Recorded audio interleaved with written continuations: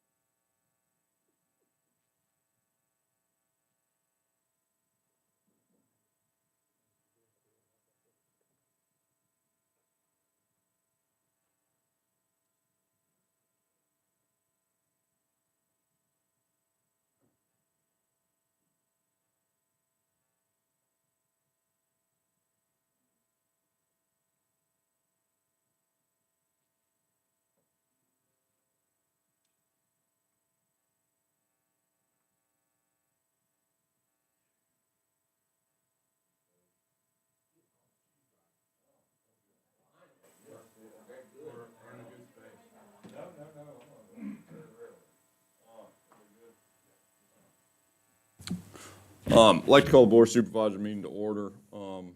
Let's start with the Pledge of Allegiance for a moment of silence. I pledge allegiance to the flag of the United States of America, to the republic for which it stands, one nation, under God, indivisible, with liberty and justice for all.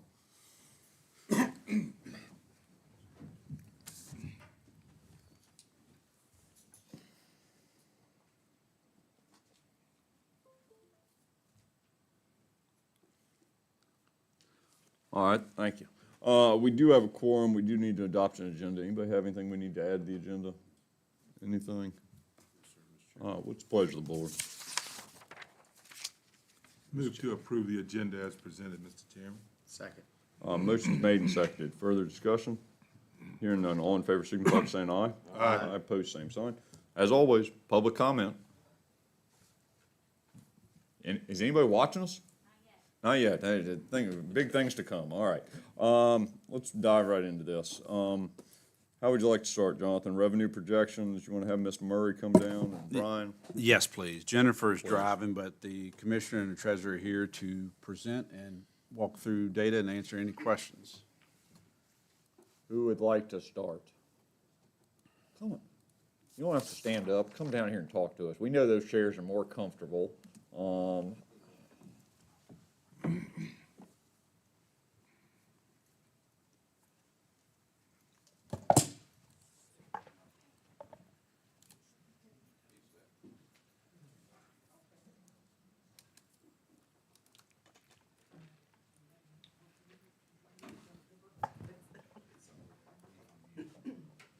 Okay, can you hear me? Yes, ma'am. How's everybody? Good afternoon. Well, here we go again, as we do every year. We try to give you the best guesstimate that we can come up with as far as with the trends for this year. Not a lot, no big surprises as far as changes. I think overall it's about 207,000, somewhere around that, more in revenue projected, and that's with everything. That's local, state, and federal as far as grants and whatnot. As far as real estate, I may let Brian speak a little more to that. We're working to try to get a good number, and I think he has an estimate. Sure. So 49 cent is your equalized tax rate. That's based on pulling out new construction, any type of relief that's provided. Obviously, relief is a constantly moving number, but you know, it doesn't, a single relief case or whatever doesn't move that number at all. So yeah, 49 cent is your equalized tax rate. I think you see in the notes up there, 280 is what a penny does. So as far as revenue, It's a big jump. Huh? That's a big jump. Yeah, Up 100 or I was just at 95K. 183 before, but Oh, And because that's of at the way the 49 assessments. cents? That's at the equalized rate is 280? I mean, I thought we were at Wow. like 183 or That's what I 185. said, 183 Yeah, there you is what go. I've been using. Yeah. Right, Good yeah. Lord. I mean, you gotta think Yeah. that they double, you know, or Got it. 1.5 times, 50% All right. increase there, so.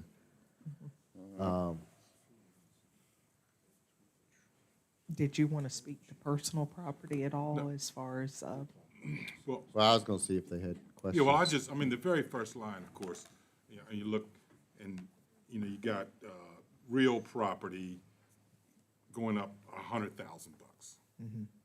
When you look back over the history, it's typically 3. Now, I like conservative, but I think, you know, 100,000, I mean, if we went down to, and talked to Jamie Wilkes in the building department, I'm thinking maybe we get a higher number than that. What do you, I mean, or y'all have already done that? But even Jamie and Wilkes, what are you going, building permits? I mean, look how low they are on the next page. Collected up to the only reason I know that Jonathan and I were talking about it before. But look at how, I mean, it's low right now. We're going through right now, and I don't know if you want to say an internal audit of ourselves, but building permits track in 2 different places. You have the revenues from building permits. Now, I'm talking separate from your mechanical and electrical trade type of permits. Yes, you came out of COVID, FY '22 actuals, you know, we believe at 78,000. Definitely real estate and construction all took off in FY '23, FY '24. That's why you've seen those jumps. We budgeted 150,000 for FY '25.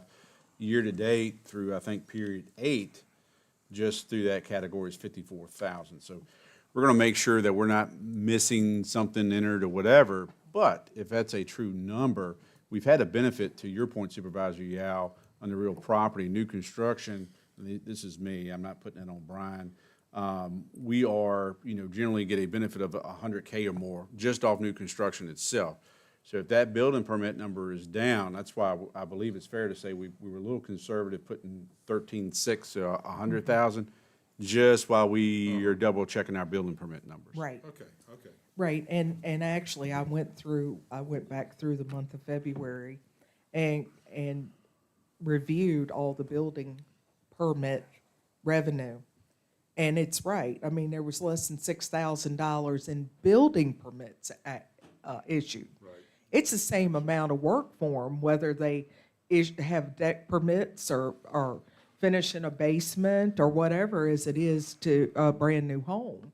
But you're not going to have as much money, receive as much revenue for those types of projects. So they may be issuing a lot of permits, but it doesn't mean that it's big ticket items Understood. as I far mean, as that goes. I'm with you, Steph. I mean, I'm conservative when it comes to that stuff. I just saw Right. typically 300, now we go back to 100. And I so think, just- just to That's make a fine. comment on that, I mean, I think new construction's gonna give you 200,000. uh-huh. You know, so you could, I mean, if we felt comfortable, we could move that number, you Yeah. know, like you said, another 200,000. So, You mean up to 200, not another? No, you're saying go to addition. 3. Three, okay. I was thinking, what about Right. going to 2, and then you're still in a fairly conservative position compared to actuals for multiple Sure. fiscal years previous. I don't think you could, well, I see No. some heartburn, maybe.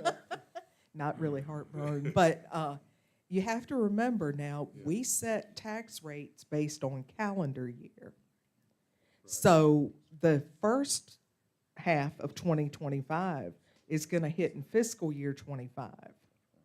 So if you're figuring $200,000 in new revenue, only part of that's going to hit in fiscal year '26. Right, and I think we had that, did we have that note up there? I don't And we had that Right, discussion. so I that's know why we when went were. with the 100,000, because we were thinking new construction's 200,000. Only half of it's gonna hit right now, 100,000.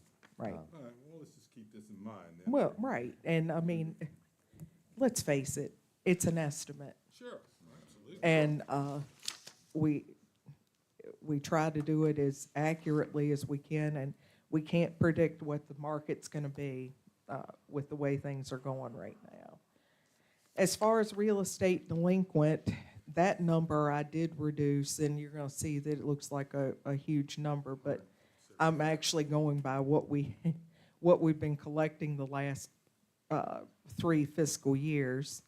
And I just think for 500,000 for fiscal year '25 budget was just entirely too much. So we're budgeting 325 for that. You know, can you throw that dollar difference in that? I just have a quick question on new construction. Do we have it broken down, like how much new construction, 22, 23, 24, 25? Are we going like this, going like this, or going like this? It's slightly, it's about,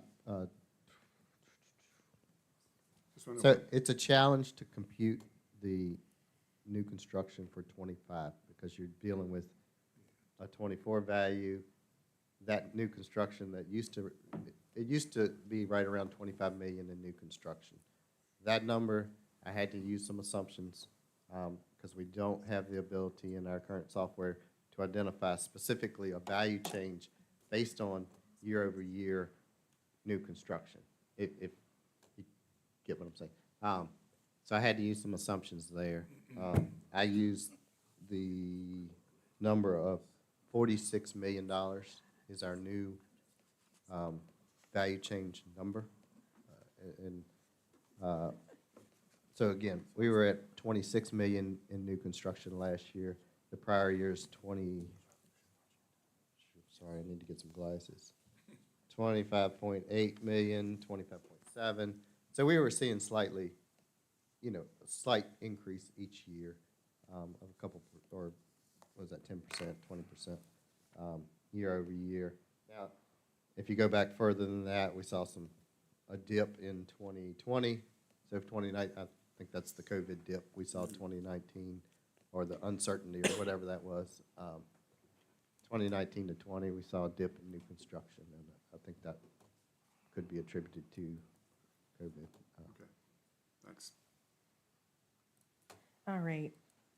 I'm not going to go line by line on all this because, Yeah, hit your high note. right, I mean, the local sales tax, which that number is provided by the state for every March for the upcoming fiscal year. So that was a 9% increase. So, but that's $143,000 more than last year. What line was that on? That is, Steph, how far down did you go? that's after T, 40. transit Line 40. occupancy Line 40, yeah, tax. And we kept that, also above that is that is flat at 175 for transit occupancy. Cigarette tax, if I remember, I'm going off the top of my head on that, and that's been going down. The first full fiscal year was great, but it's been going down since then, where we've been getting now about $11,000-$12,000 a month. It's working, right? We were I mean, like that's what we want. 16,000. You'll have to drive them That's the further away. purpose. Yeah, these guys will be happy to hear that. So, as Jonathan was saying, for building permits, we were in discussions with the building official about that. But when you add up everything that they have, they are definitely, they're busy regardless of what the number says. But I did reduce it by 10,000 because with it being like at 54,000, and on this it was like at 46,000 as of at end of January. They would have to really have some big projects coming in to hit that number this year.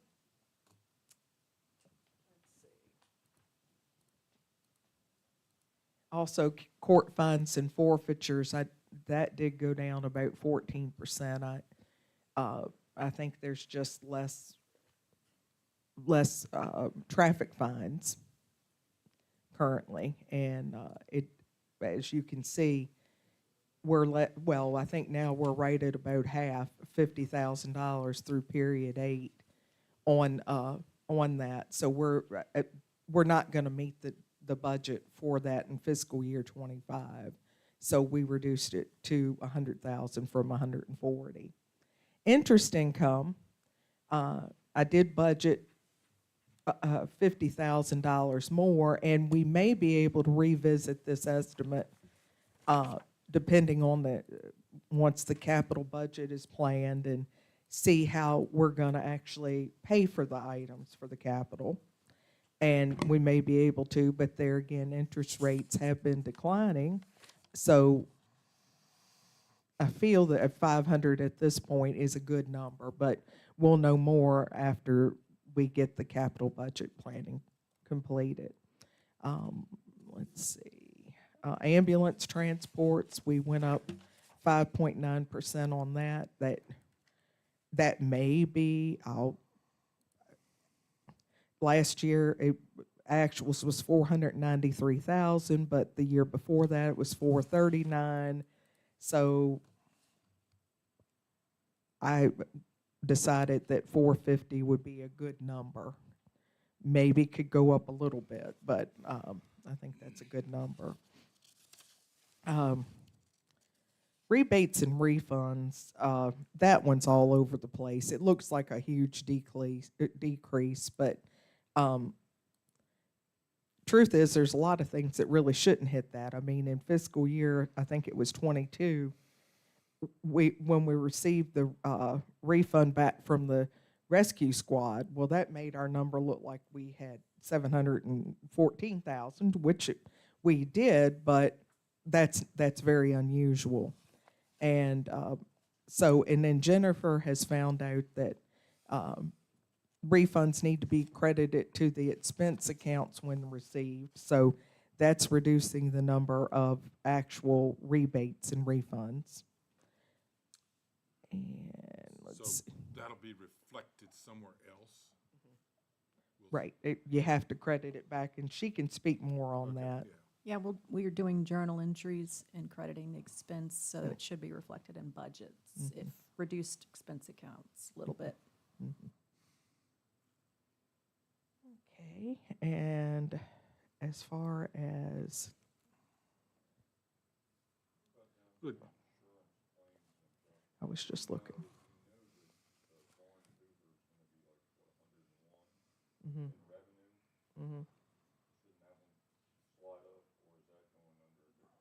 And what was that called? The Hoover? Now, they may be able to, Jonathan or Jennifer So- may be able to speak to that. So if I that's have good. not given that to the treasurer to consider for FY '26. I guess that'd be a good discussion for the day of what the board is thinking. If we get that check in, which is taking a little longer than anticipated from Bay Corps, our thoughts was we would at least move forward on the demo and hopefully maybe even procure the building in FY '25. If you do all that, that's just gonna be a plus up, kind of wash, if you will, in the current budget. So that's why we did not give that to the treasurer to program in FY '26. And I deal with a lot of return checks, but even though it looks like a 33.3% increase, it's still not huge numbers there. Let's see, then the comp board budget estimates came in, and Jennifer filled those in, and also the grant information, she can speak more to that since she manages the grants with the other departments. But as far, ours is not very exciting. It's there's not a lot of change in the budget. The big items are definitely what we're going to do with real estate or personal property. So the rest of it's pretty much flat. Yes, yeah, both delinquents, the real property delinquent and personal property delinquent, they both drop Right. considerably. That's right. Because they're catching up, or you just, Well, they're catching up, but when we went to the new software in 22, the way the software is set up, that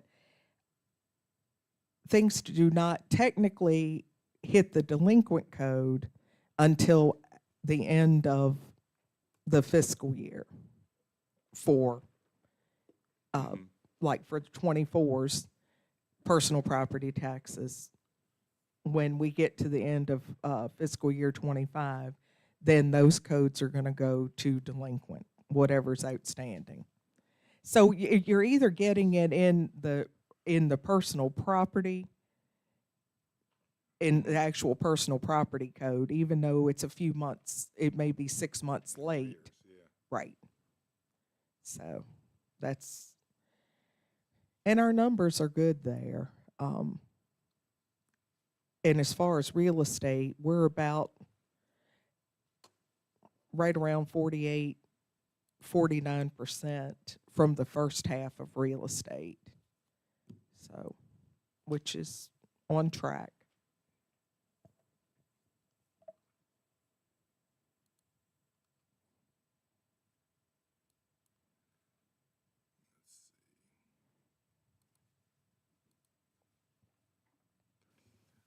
Ryan, the only question I had for you is if you think it's closer to the 200,000 on new construction, would you think we should go to 13.7, just another 100 up? Because we already have 100 built in for new construction. Should we take it up another 100 to get it to 200? I mean, again, I don't want, you got to think, so then you would pick up potential new construction for 26 for the first half for the first half.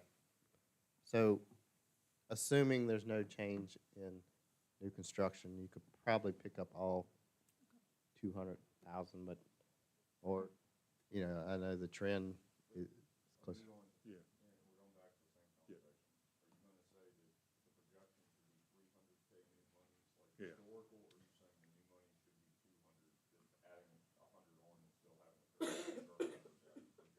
Again, I mean, they're projections, so I'll defer to what the board's comfortable with, of course, I value Stephanie's input, and I'm not trying to, but you would potentially have new growth in 26 that will hit the first half, or half of this. It'll hit the Budget, end of, right. end of So- fiscal year 25.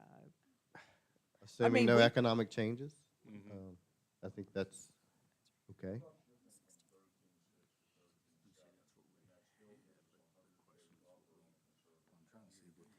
We can do it. She said, "Don't fuss at me if you don't hit it, though." I left that open-ended. Okay, we can, if you want to do it, that's fine. But if we don't make it, okay, that's all I'm Yeah, gonna you say. Can you sleep tonight, Steph? Huh? If I we can go sleep fine. another 100, you can sleep tonight? I hope better than last night. Okay. Yeah, Let's me see. too. I do. Okay, we'll go to 13.7. Okay. All right, there you go. And as far as meals tax, I looked at that, and I mean, I know.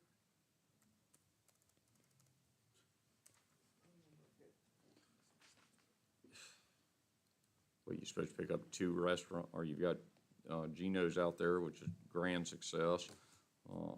And hopefully it looks like you're getting another one where the rest, our EMS just vacated. And then we hear there's another one coming, but still. I think all of those are very lofty.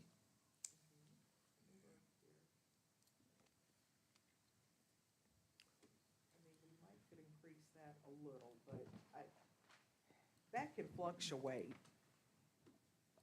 And if it doesn't seem like it's affected people going out to eat regardless of how much the prices have gone up, at least not yet.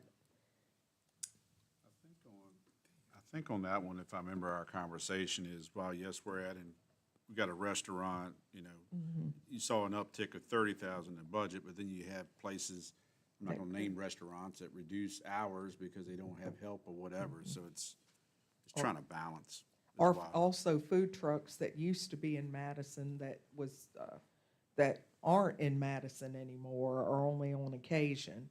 So it's a balancing act. I could say, oh, we can add 20,000 to it, but I'm just a little nervous about doing that. Hey, Jennifer, would you check something? You go to the bottom of, go to I-318. I'm sorry, say that. I, yeah, the total under I. Is your spreadsheet a hard-coded number, or is your spreadsheet that? Now, if you sum up all that stuff, you get 3987. Yeah, because this was an export, so let me sum it up. And I didn't know whether Steph might know what the difference is or not. Oh, She just changed. Well, she that just changed 100,000. Oh, okay, well. 100,000.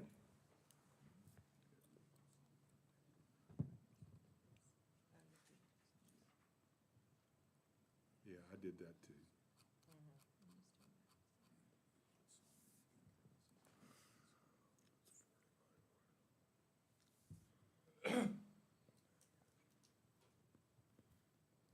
My apologies.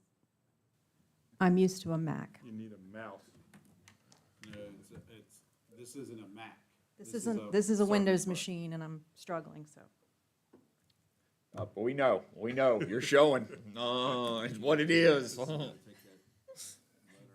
It's totally different in a Mac Excel.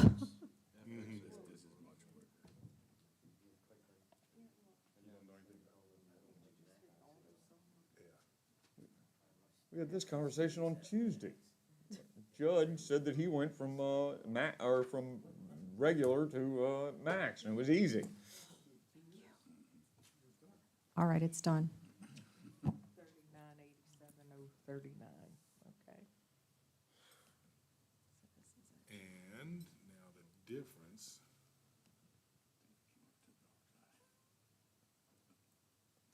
is 287,528.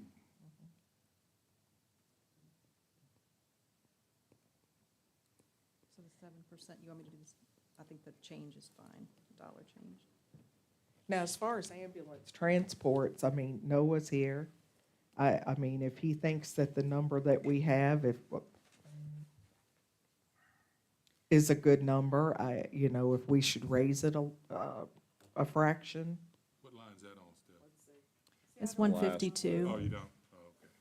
I printed this off just so I would have it to try to see in case I was having problems. So Noah, we had an actuals last year of 493, 145 in ambulance transports. I guess the question is, do you think we're going to increase above the 493,000? Should we budget higher than that, around that same amount? I know rates have gone up for the ambulance transport, but do we see them?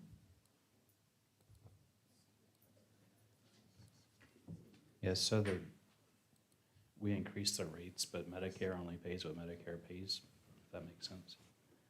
So I think I'd probably stick with what y'all have. The 450. 450. Yeah, just to be safe. Good.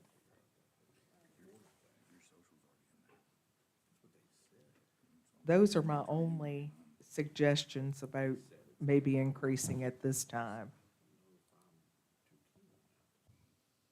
It's got to come out of one pocket or the other. It does. And we do the beginning appropriation, and that's just another play on all of this. Who else has questions on revenue or potentially the equalized rate? I just point out it's a small number, but we did note under, I think it's row 12, just a small uptick. So as fiber and all is deployed in the county, we bumped that by 60,000. Which one was that, Tom? Line 12, public service.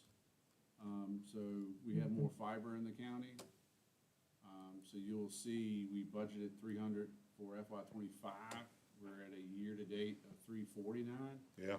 So not knowing how much more will be strand, we were conservative, we bumped that by 60,000 from current budget. Hey, Brian, when are we going to start getting some revenue off the Atlant Tower? I'm in talks with T-Mobile now, but they're not breaking any speed records. Do they think that demographics don't work up there? I mean, or do you The have? play with cell phones have always been cost per value. And even with the influx of people coming into Old Rag, I Yeah. still hear a lot, there aren't enough people there to justify it. Now, FirstNet got billions of dollars from the US federal government in 2009, 10, somewhere in there, to specifically build out in rural areas. I've tried to reach out to those folks as well, and again, they're not breaking any speed records to do it. I thought when we brought fiber to that site, that would be a big selling point, Yeah. but it doesn't seem to matter. We're also bringing in Firefly for redundancy to our side, but it will also give redundancy to the cell phone carriers when and if they do decide to get there. All right, so nothing we can count on this go around, huh? Is there anything else that, I mean, I don't want to seem like I don't want to go line by line, but there's really, it's so insignificant, No, the amounts. I mean, what, yeah, no, we don't need that. Getting us at least a number, to start with is big. And then to know what the equalized rate is, that's another big one. And we just gotta figure out how to fit it all in. That's it. Yes, ma'am. Personal property rates, what is your thoughts on that for the coming year? Will things decrease, increase, about the same? So we are seeing it go back to a more normal depreciation of vehicles. I was hoping I could have some better numbers. And unfortunately, I don't have some good numbers at this point to say, hey, we saw, this many new vehicles, we saw this many, the assessment, they depreciated X amount. It seems like every year, everything gets pushed back, and it's hard to run data if you don't have it. So, yeah, I don't have a good comment on that one, so. So I lost the bubble on that. We at 340 or 360? 340. 340, yeah. When will you have a recommendation on that one? Next week. Yeah, oh, that's very good. Yeah, that's Don't fine. shoot me a No, bone. that's fine, we're holding you to it, but I mean, that's fine. All right, anybody else? I have a quick follow-up, sorry. Oh, So- yes, yes. So I turned 44 in my eyeballs, so looking at numbers, we're actually tracking 510K of payments as of January of '25. So we probably could go up a little bit on that. So we're tracking 510,000 of payments through January. So I think you probably could go up. It was 450, yeah, 450. Yeah, I think you could probably go to, Is he working off a calendar year? Are you working off a calendar year instead of fiscal year, maybe? Because we've got to period 7 at 253, 380. That's six. so this is February Right now. 24 through January 25. An annual number. And this Yeah, is from our that's- portal. That's, Yeah, we're on the fiscal year. July 1 through Okay. year-to-date. Annual is annual, in my opinion. And We're tracking higher than we were before. Well, that's something we can revisit, I guess. We'll put a note, but thank you for that What do you information. want to do, tack 50 onto it? Well, the other thing I want to point out, and I know it sounds like they went from your personal information sheet, now they want mine.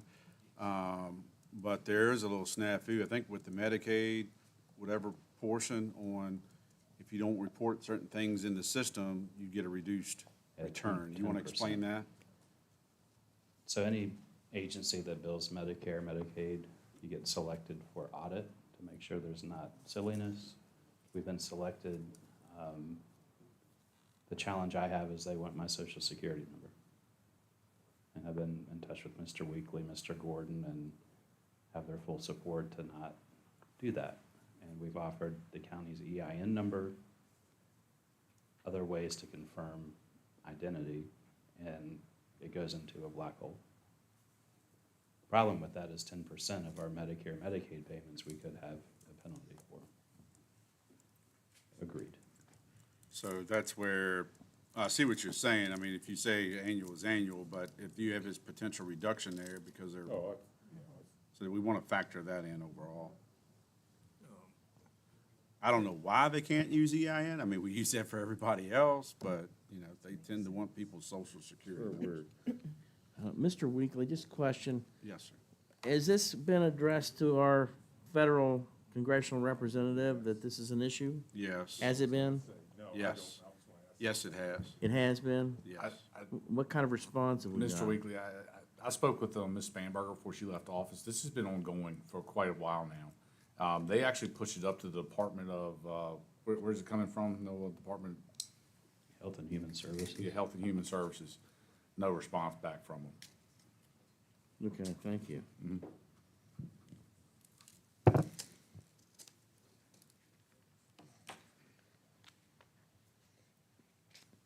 That's about it. Yep, thank you. Question off the revenue. When is Firefly coming down? You're like probably. a Are year you and a half registered off. first? I want to ask you that. You need to register your home so they know you want service. Because now they offer up to 2,500 linear feet to your home. Later on, who knows if they would charge you? You're like a year out. Yeah. So, You're like a year out. Okay, well, I think I registered initially. yeah. What's changed about you is that we've gone back and forth and trying to get VATI money. Well, we don't have the map for VATI 2024 or any of that yet. So we like to say it'll be a year. I would hope with the number of passes, it's lower than the current project, but we don't have that yet. Galen is trying to schedule to come to you all here soon, so hopefully he can give an They did. update. They did Tuesday a town hall where it looks like they're just about to roll out the second zone, which is Pratt's all the way into Madison and then all the way to, and basically to me. But that's the next rollout is what it looks like. Well, But they they set say the- next couple of months is what they're saying there. They set the fiber hut there at Decapolis, which is kind of Riva Haywood area, so some of that's gonna go up that way too, so. So just firefly.com? I'll get information from Galen, and, yeah, Kim will be in touch. She's our Firefly local rep. Anybody else on revenue? All right, thank y'all. Thank you. Thank you. Sheriff, come on down.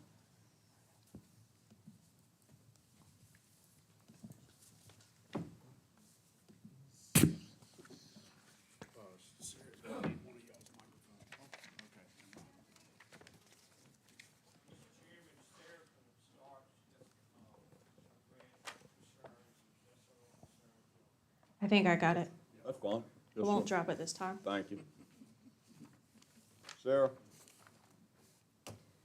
So I just wanted to give some updates on the grants that we started last year, continuing into this year. So last year, we had over $700,000 worth of grants come into the county. A good bulk of that was the BDA grant, which is currently underway, hopefully going to be installed during spring break into all of our schools. That was a federal grant.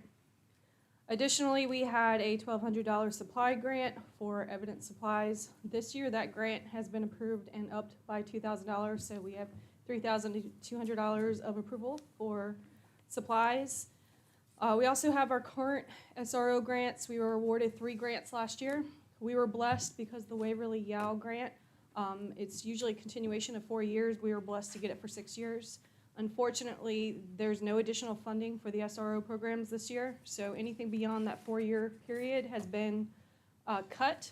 In addition to that, we have been approved. I got verbal confirmation this afternoon for the primary and the middle school grants. Unfortunately, they're not going to factor in any raises or any adjustments on salaries. The governor has cut funding to the SRO grants, so it is kind of at a stay right now. They did say we will qualify for those 2 positions for another 3 years this year and 2 more afterwards. After that 4-year period, those grants will be cut and Madison County will no longer be eligible for any SRO grants. We will have to sustain those as a county. So right now, we do have the 2 SRO grants that have verbally been approved. The revenue amount on that coming in is $78,547. We do have 2 more years on those grants, each of those grants. We have been awarded, and we are working for a $500,000 Mobile Incident Command Center grant. That is a COPS federal grant. Jonathan, Sheriff, Troy, Brian, and I, we've kind of talked about mapping that out, see what that looks like. That's upcoming this year. We also have budgeted in for one of our contracts for flock safety. It is in our budget, however, we have verbally been confirmed to receive an additional $12,500 to sustain that this year, coming from state police. Unfortunately, we couldn't take that out of the budget yet, just because that grant has not opened. It will open potentially in July. Once we apply, there's full hope that we're gonna get that grant. We also, I'm working on an application for a $75,000 grant. That grant will cover what we've asked for in capital for 2 drones. In addition, it will cover the replacement and upgrades for all of our patrol MDTs that we have so far purchased completely on grants. So hopefully we'll be able to keep all the computer systems in the cars going on this grant. It is a competitive grant, but we received it last year with no issues, and we hope that that is the same this year. That grant's upcoming in April, so I should have an answer late April, early May on that grant. So we are looking at an additional, this year, those are the grants we know about. The Sheriff's Office has applied for every grant we have been deemed eligible for. We've been approved for every grant except for the Waverly Yale grant, which was just because we had already gotten it for 6 years prior. So any grant that comes eligible, we are applying and trying to assist in any way that we can. Any questions on Sheriff's Office grants? So none of the things that you are applying for grant, through a grant, are in your CIP or in the budget? So 2 of them are. Yeah, So which ones? flock safety, I don't know where it's actually listed. It might be under subscriptions. I don't know where it's listed. But it's a maintenance. Yeah, so we'll be getting a. All right. So whatever the flock portion of that is should be covered. Coming July, we can't take it out until that grant opens up. For confirmation is VSP funded. And then I believe we asked for 2 drones, 1 drone, but we're gonna have a grant hopefully that will cover that as well. So you're applying, for 2 drones, so one's in the budget and one's not? Correct, we just wanted to make the best out of the grant. The grant is anywhere from $10,000 to $75,000, so we wanted to take advantage of as much of that as we can while it's available. We would rather ask for 2 and they approve 1. I have a question on the drone, and I should have followed the bill. I don't know if it lived or died. The General Assembly was talking about providing some monies to replace, as the whole talk about the prior drones being maybe manufactured by a Chinese company, this and that. There was going to be some monies for that. I don't know if that bill passed, and if so, did the state police kind of absorb all that funding?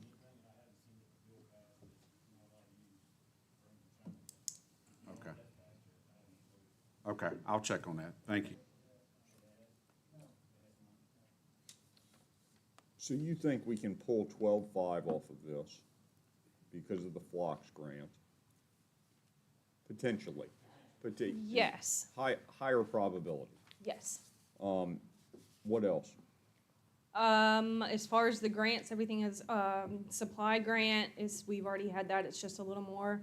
What we use that for is, so when we go out to crime scenes, any cameras, any of our evidence stuff, patrol kits for when patrol goes out, we use that to replace and sustain all of that. It also helps pay for, any additional evidence fees such as tow bills, we have to pay for court orders and such, so we use that line for that as well.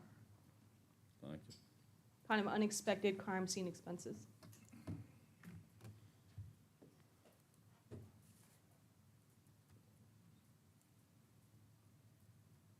All right, anybody else have anything on grants before we go to operations? I just want to say thank you, Sarah, for all you do on the grants, because you have made my job a lot easier on the other side of the house with grants. Thank you for the Thank you. financial part. Hey, Jennifer, have you got the sheriff's budget in Excel? I have it in Smartsheet, which I can export to Excel, or I can add a Smartsheet, column. Can you I can dump add it the column. into the, Yep. into OneDrive? I will say, even though the Waverly Yale grant was not extended, I did apply for it just to make them tell me no, and they called today and told me no. Thank you.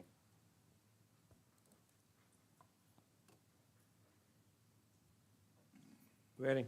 Yeah. We'll start with data processing, that went up a small amount. We're having our service being backed up every day, every couple of days now. Next ones we go down, the major thing is repair and maintenance. That's where you see all our maintenance contracts, and if we can cut $12K from there. Next increase was I believe it was material and supplies. I dropped that back $10K. The next thing was fuel. I dropped that back $5K. So that went back to $93,500 into $90,000. So, and I think that's all I have, unless y'all have some questions on our budget. There are major increases. Biggest increases on everything's on the maintenance and contracts. Where do we get our maintenance? Do we go to one specific dealership, or how does that work? Usually each company has their own maintenance we have, and if not, we go to CM, Charles Moncrief. But pretty much every one that you listed here, they have their own maintenance. That's what we go through. Eric, what is flock? Reads, and doesn't it read license plates when they come across the line? So for just to touch on the maintenance real quick, so it's not vehicle maintenance, it's contract maintenance. So like all of our systems require subscriptions and maintenance fees for the upgrades. So like our Cellbrite system where we download phones and we do all of our tracking and records and stuff, every update, it's a yearly maintenance fee and so forth. Flock Safety is a program that we got on grant. It is cameras that are going to be placed in static positions around the county. It's a license plate reader program, and it works with all state police, all other license plate readers, every county that has it. So if we have a missing endangered person or stolen vehicle, we can put in that plate and we can track it essentially. It not only gives us access to the cameras that will be in Madison County, but cameras that are all around the state. It has actually been very successful in cases involving vehicles. So we have a lot of missing elderly in Madison County. It's one of our major, that will actually help us. A lot of times the folks just take off driving and don't come home. So these systems are something that will assist in that. It's also a great investigative tool. We are very limited. I know a lot of people are anti-flock. We are very limited on how we can use it. There are a lot of rules and regulations, so it's not like it's just Big Brother can track you around the county. We have to have justification to be in there. So, but again, the maintenance fees, we have so many programs. Mainly our CID uses them. We have a lot of programs in technology. We're a smaller county, but we're keeping up with every county around us as far as our technology and how we use it. So Jennifer, I see they got Tyler, $20,160. Do you all allocate different costs from Tyler to? Troy. Oh. Okay. So Tyler is through e-ticket. Is what? E-ticket, electronic ticketing. So instead of handwriting tickets, it'll all be computer-based, and it's an immediate upload to Supreme Court, and then Wendy would pull it down for the court, so there's no more paper tickets. That was a grant we received when we received that last year. Yeah. That'll be hopefully up and live in the next month or two. But that was actually a company called Brazos, which is owned by Tyler Technology. Oh, that's why so it's in there. That's different from their ERP. It's a different license every year that they have to have.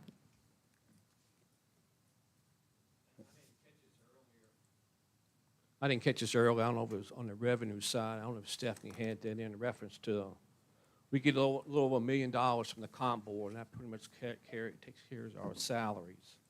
And also we have our highway safety grant. I'm not really sure of that. She included in there also. I don't know. So at least that helps with salaries, over $1 million from the comp board. Yeah, we were able to update based on the coin budget, the revenue piece for your department. So it did cover the 3% for comp board positions and the 1.5% one-time bonus. So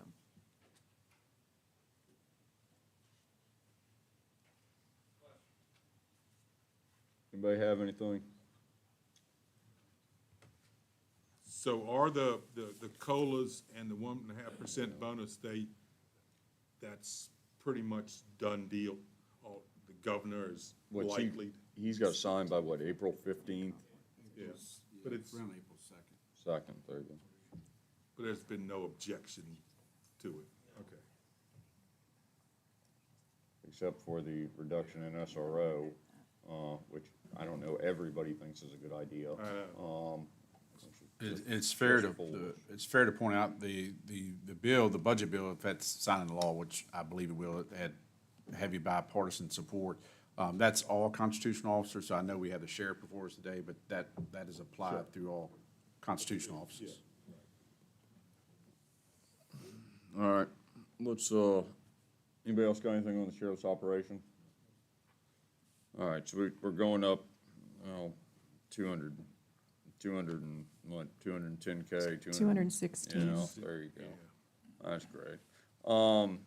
But that is before we pull the 12.5 off of it, so Correct. it will come down some. Want to talk about some capital outlay on this stuff, Jonathan? While we got the sheriff here? Sure. If Jennifer wants to bring up the capital, if I'm missing anything, let me know. I think that some of it was just talked about. So the three items we have showing for capital are the drone replacement for $25,000. There's the Axon contract and additional funds for the CAD server, or CAD server replacement at $75,430. And then the vehicles, I think it's five new Tahoes to upfit and all. That's at $74,288 each.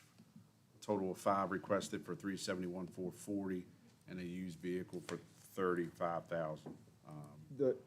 Just a catch, y'all brought up the drones. Is the 25 for 2 or 1? 1. And there is a probability that you may receive a grant for that. Maybe. Yeah, let's hope. Oh, they're 25 each. All right. I wrote down 12.5 each.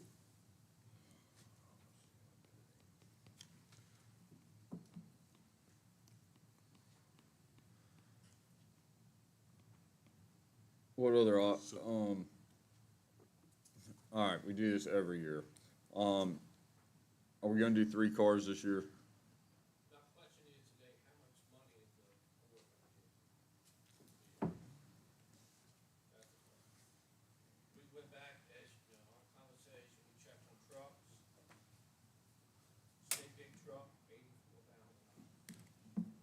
We've got cheaper. Well, I mean, base truck was 45, then you have to do all the add-ons. There's 40K of add-ons? Yeah, because you gotta put something back to cover all the equipment, timing cover, box, and all that, carry runs, stuff like that back here. That's 8 to 10 grand right there. Oh, you talking about pickup trucks here? Yeah, yeah. You just give me a figure, I've been, speaking with Sheety Ford, reference to Fords, they won't even give me a price in 2026 due to the tariffs going on now. Is that pickup or Explorer? That's the Explorer. So okay. What's the state and, That's the state bid, yeah. I'm on I think it's Virginia Association site now, like, That's the same thing. yeah, I think this is before outfitting. Currently, it's showing $43,281. That's an all-wheel drive Ford Explorer, PPV. She told me 48 today, about 15K for upgrade. Okay. Down until 2025, she wouldn't give me like 400 2026. So you give me what you can give me, and then after August 1st, we'll start looking. I mean, price of metal, August 1st? I mean, yeah, whenever the new budget comes around, July, yeah, all right, July 1st, yeah, all right. it'll be the 2026. Yeah, Eric, I think I asked you this before, I don't remember the answer.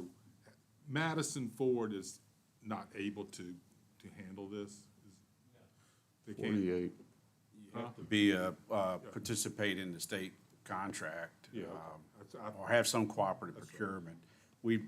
I'll just give you a county view. So, we've dealt with Sheehy in the past for sheriff's office. We have procured some vehicles, building and zoning, or facility maintenance. We've either used Charlie Oball or RK Chevrolet, but they've had some type of cooperative procurement or state bid. and Madison Ford does not participate in any of those. Okay. All right, so my other thing, I don't remember now. I thought at least 2 years back, we decided, based on the size of his fleet and all, we needed to refresh. We need to be buying 3 vehicles a year. 3 a year. That's, we need, and that's not, I think the one outlier on that, is, and that's what we have done for how many years now? 3. I mean, we've done 3. The only outlier that plays on that is occasionally we end up with an additional, used vehicle. And that's, I think that's just what it is. The used vehicle doesn't bother me. On the Explorer, you said 48 for a 25. What's the upfitting on an Explorer? 15.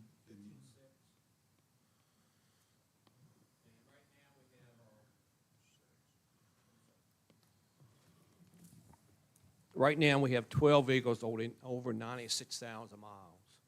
They average between 40 and 50,000 miles a year. And usually, once you hit about 120, it becomes a transmission engine issue. You know how much that is. So, hopefully, we ordered 3 cars from Sheehy last July, and we haven't received them yet. So hopefully, in the next 30 to 60 days, we'll get 3 cars. But that's from July's ordering. So that's what we're looking at. I think we're doing 3. We may have to boost up to 4 to 5. I mean, we're getting behind. We try to keep the vehicles on 140,000 miles. Then it becomes a safety issue. How many replacements do you have right now, or extra vehicles? 2. 2. Yeah. When you get the 3 in, what happens to the 3 oldest? They go to auction, or how's that work? Yes, 2. We just rotate down 2 to spares, and 3 go to auction. It's and that's up to Moon. He sells those anywhere, I don't know, 500 to 2K. What we get, I'm not sure. You do get some trading value on certain ones. When we trade in the CID vehicles, that's correct. So I just asked for a price and come July we'll start looking. Just a quote on a budget item. I would like to ask a question, because I think there's a difference in what is, PPV is generally a patrol vehicle. What you're looking to replace this year, because I know your officers, including yourself, have a need for something different than a PPV normally. Are you looking to replace any officer vehicles of this year's request? It's going to be patrol. Basically, we do a domino effect. The admin staff down to the sergeants, first sergeants get a newer vehicle. And it's just a domino effect as we go down. We realized back in the snowstorm that these vehicles were unable to get around anywhere. As you all know, we have the incident up in Syria, up in Redgate, and it happened for my Tahoe and another Tahoe with the mud tires on it. We never would have got up in there. And thanks to VDOT and the tractor and the snowplow, that's the only way we got up in there. So I guess, Sheriff, I'd ask, so. it's a domino effect, yes. The vehicles. But I mean, as far as the officer positions, like sheriff, major, captain positions. It's totally different. These will go first sergeant, then to patrol. Okay. And we also have requirements of the court security people. If we're transporting a juvenile, it cannot be a marked vehicle. So one of them has to be an unmarked vehicle. That's requirements of the state. So you're saying that y'all couldn't get up in the mountain in the Explorers? It was only the Tahoe? No, only the Tahoe. Okay. You'd be surprised.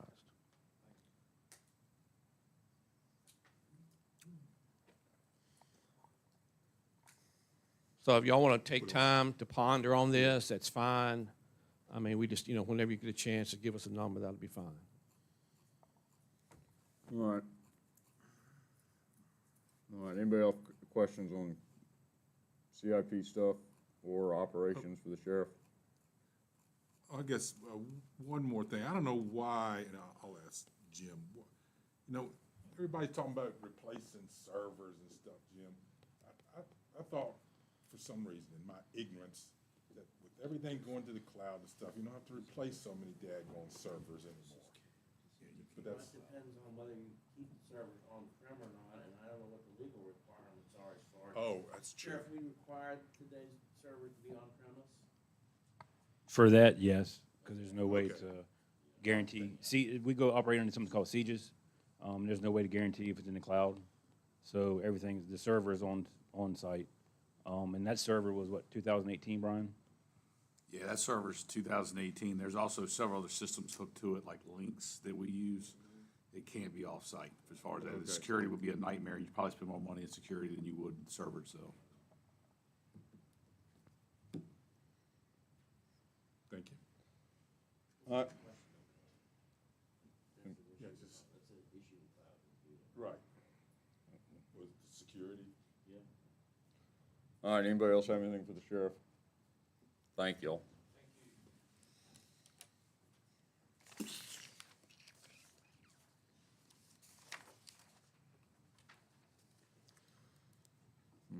All right, emails.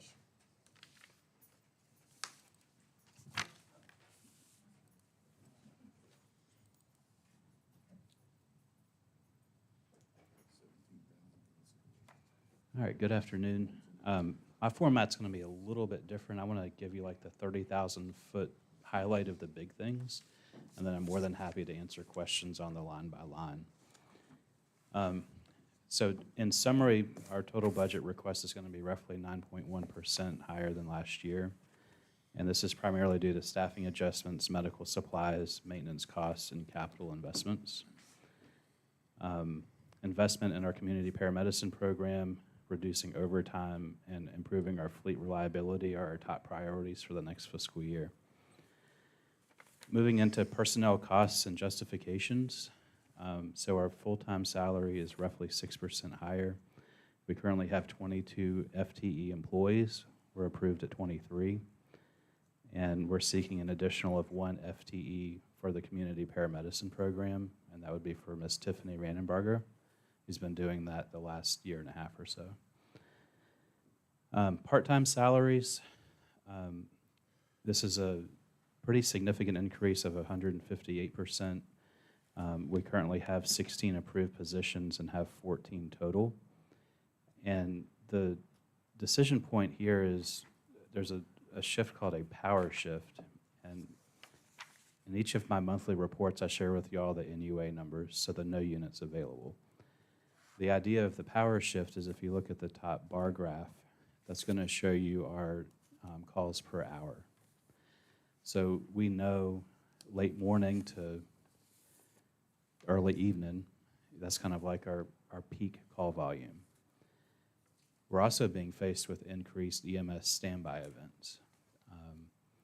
And so if we can target those busy times, and the power shift would be filled with part-time staff, also full-time staff that are not in overtime, like if they have to make up hours to get to their 40, would be the idea. And thank you, Ms. Warren, for your help. Below is kind of the breakdown of where we're coming up with the delta between what we're currently at and then the increase cost, the $78K. The number of standby work hours for personnel, I'm estimating 438. That's on top of our 24/7, 365, 911 coverage time.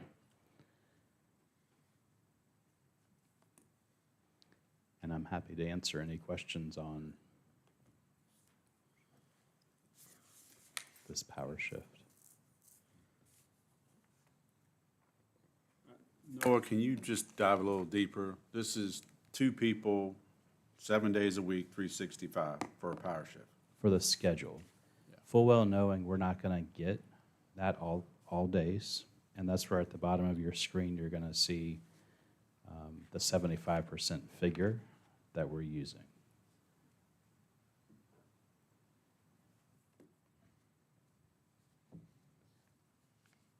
And it would be a 12-hour daytime shift. And this will also help with our full-time staff, vacancy positions, leave time, sick time, training time, your vacancy rate if not on the ambulance. So it'll help backfill that.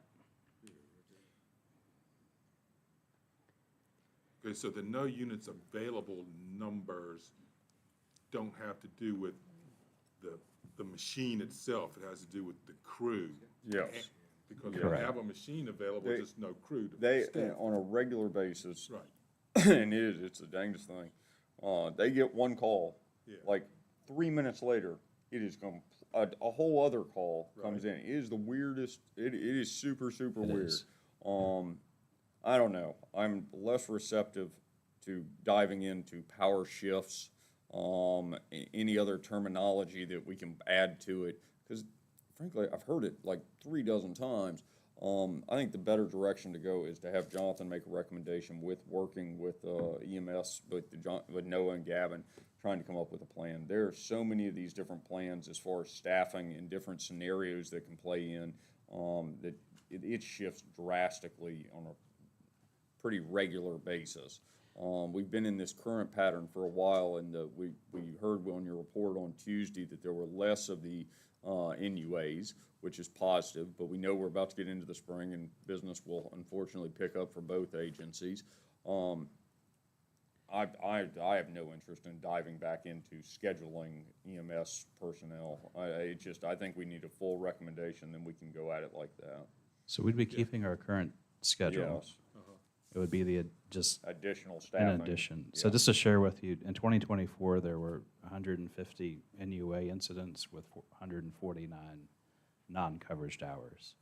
And I'm more than happy to adjust scheduling either way. I just want to share with you the NUA time and a possible solution to help with that. So Noah, if I may, and maybe you update it, but I'm looking at the handout in the notes. It says 10-hour shifts. Are these 10 hours or are these 12 hours? Should be 12 hours, but I think Ms. Warren's calculation would show that. Okay. In the notes, 10 hours. It looks, if you scroll to the right, yeah, 10 hours per day at $30 an hour for 2 providers. So we'd be, looking at that bar chart, we know, and that tracks for years back. Like I'm solid, I know when our busy times are, so we'd be looking to target those busy times. And there'd be no change to our shifts, schedule rotation, none of that.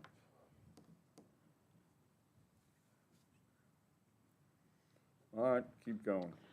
So for our overtime, we're projecting roughly a 6% increase. That's based off of historical FTE shortages, unpredictable call volume, and then events like the Quaker Run fire. We don't know when things like that are going to happen. Right now, we're down 1 FTE. I'm very pleased with where we are with morale, retention. We're going to see savings in the long run if we can keep our staffing where it's at.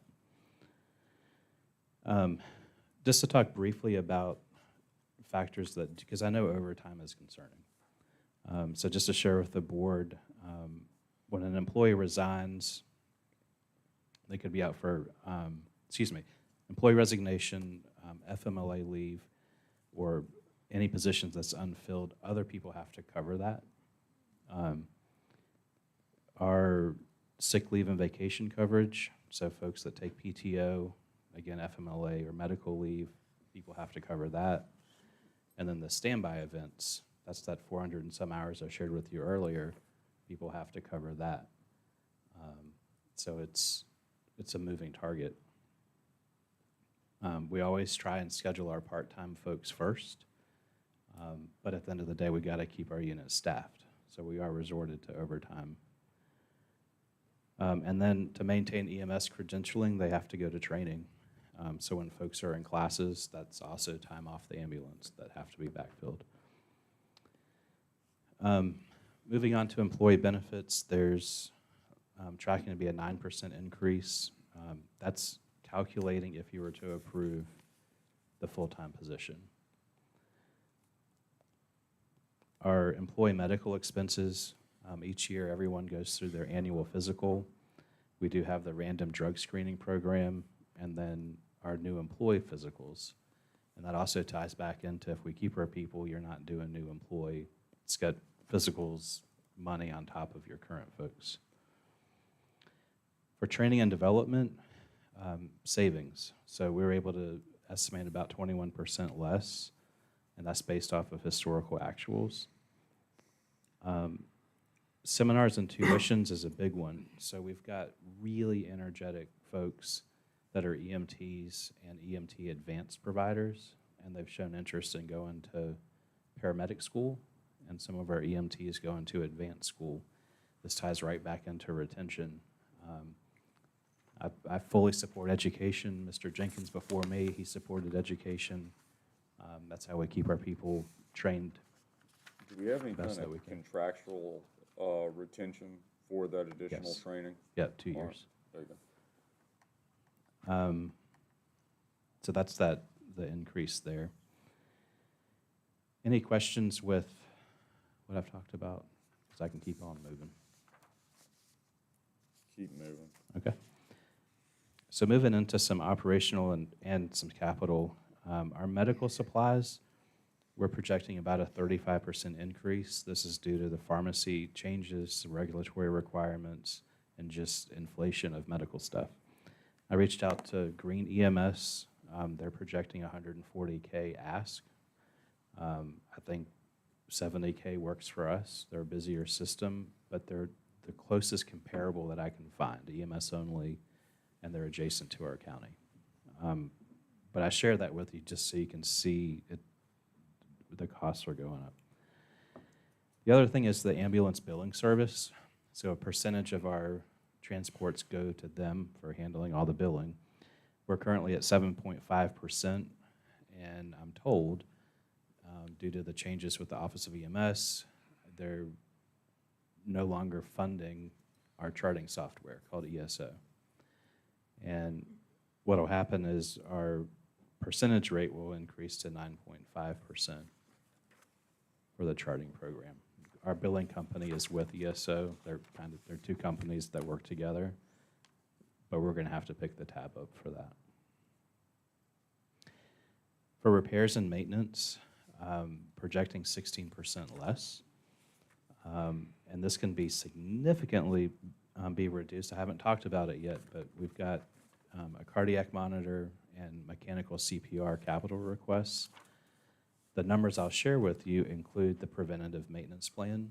So if we were to go that direction, we could reduce that 58,000 by another 39,950. For fleet and facility, roughly 50% reduction. That's going to be powering the new EMS station and the shed adjacent. We're projecting a 7% decrease in fuel and a 14% decrease in vehicle maintenance. Having our vehicles indoors is going to be huge. Temperature controlled, so thank you again for a station that can be mission ready. So moving on to the big capital requests, the first one would be to replace response 3. So you'll notice when our ambulance goes out on calls, there's usually what's called a quick response vehicle that chases behind it. That's You don't want to finish operations real quick before we go to capital? I'm just hitting the highlights. I'm happy to answer operational all right, questions. okay. So uniforms went up considerably. Yeah. No, I think we should why would finish that that. be? Well, For, We're fully staffed. okay. Yep. So just keeping our folks with the safety gear they need. yeah. Does everybody need Explain that. 2 or 3 changes? Explain that. Yeah, no, that's right. Yeah. Gavin has some comments on that. Yeah. Is it going through? Now it's going through. So what we do, we have a different uniforming policy based on part-time, volunteer, or full-time. Most of our expenses with full-time. They're going to get, usually 3 to 4 changes for shirts and that type of thing. Pants, same thing. And then where they're in common with the volunteer and the part-time folks are the expensive items, like the winter coats. There's also the job shirts. polos, that type of thing. And then we have jumpsuits for extrication, helmets, gloves, all that safety PPE. Not as expensive as the firefighting gear, but what we do need to have as far as putting people into a vehicle when fire department's working with it, which we quite frequently do to provide patient care. There's also boots, and it adds up pretty quickly. We usually run very tight at the end of the year too. So, and I know we've increased some of the PPE that were required.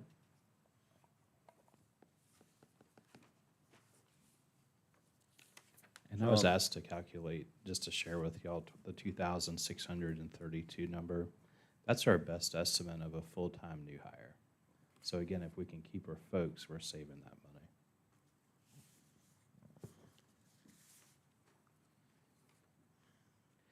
There's attachments, a lot of attachments to each of these categories, just that expand on it, just for supporting documentation too, when you get time to look at it.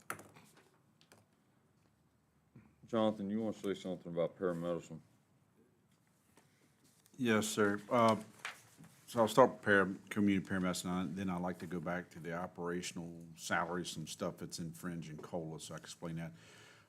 So last year, being community paramedicine is a new program. What I mean a new program, we've talked at the board level, pilot, start small, whatever. But it was good to capture what costs are we actually have attributed to community health, as well as the metrics or information that Chief Hillstrom and or Tiffany will supply that says number of people served, calls and stuff. So we have a true cost of, is there savings versus what we're spending?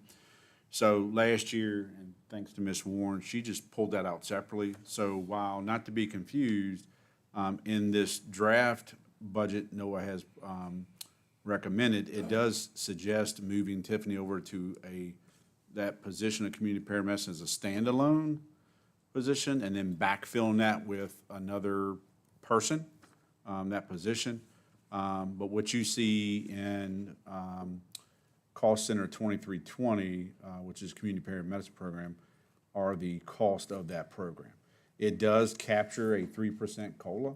As you may recall, we started the budget season. I think it was some of our other budgets, not those here today. 3% COLA, that was part of the compensation board. So when we have certain departments that have comp board employees and not, we just take the all-across approach. So that's in here as well. So when you go back, so that's community paramedicine, Mr. Chairman. When you go back to the EMS budget, I just want to clarify some things that's in here that you see. Under salary and wages, you see 6%. Well, that 6% is several things. It's the 3% COLA proposed, as well as the new FTE position. So that's why that number may stand out higher. In other departments, you'll see 3%. That's the COLA. This has the COLA plus the new position. The power shift shows up in the salary and wages under part-time. Again, that's 2 people, 7 days a week, 365, so that's why you see the increase there. Insurance as a whole, doesn't matter which department, just for your consideration and review and understanding purposes, the premium increase was at 3.9% this year. The county has in every department budget that absorption by the county of 3.9%. That is a board decision. I'm just letting you know when we're reviewing each of these departments where that shows up. So that 3.9% increase in health insurance, I don't have the line. I'm just looking at it underneath mine in my handout, but it'll say to the side, the 3.9. There is some additional calculation in there that if you add an FTE, then you obviously have new health insurance premiums to consider. So And that's can I all say I have, one Mr. more thing Chairman. on that health insurance? When we budget health insurance, we go based on today's employees. So today's employees, some might be more family plan versus single plan than last budget season. We might have had more people on the single plan. So that's why the percentage increase from year to year is always going to fluctuate, because you never know what tier your employee base is going to be on.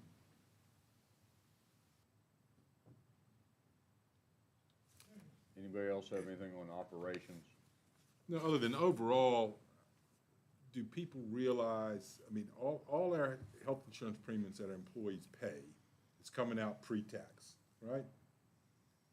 So, you know, anything that the county picks up, part of that, all of the 3.9 or part of the 3.9, that's basically a raise to the employee. Non-taxable raise, right? I mean, your total compensation package is everything, in my opinion.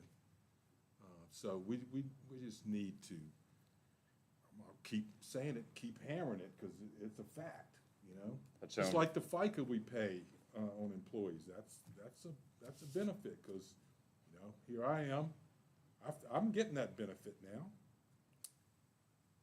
That's correct, Mr. Campbell.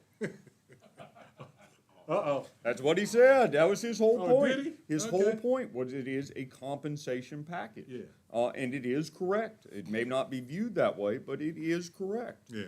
It's just what it is.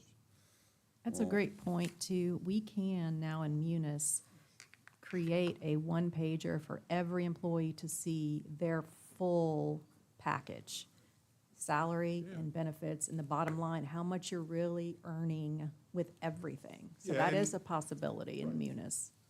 And from the employee side, I understand how that you wouldn't understand it. You know, I mean, I just been working with it my whole life, so I do, but I can certainly see that. Give a new hire sheet at that page. Yeah. We haven't been giving it out, but we can. Right. All right, good deal. Let's go to capital. All right, so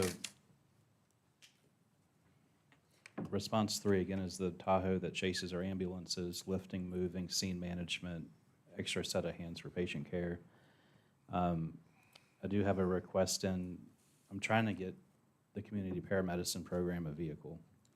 And I'm very open to discussion. That 70K can probably go down to a cheaper number. But the thought is the vehicle that I'm currently staffing is actually designed perfectly for community paramedicine. And to get into something that doesn't need to be outfitted with a licensed.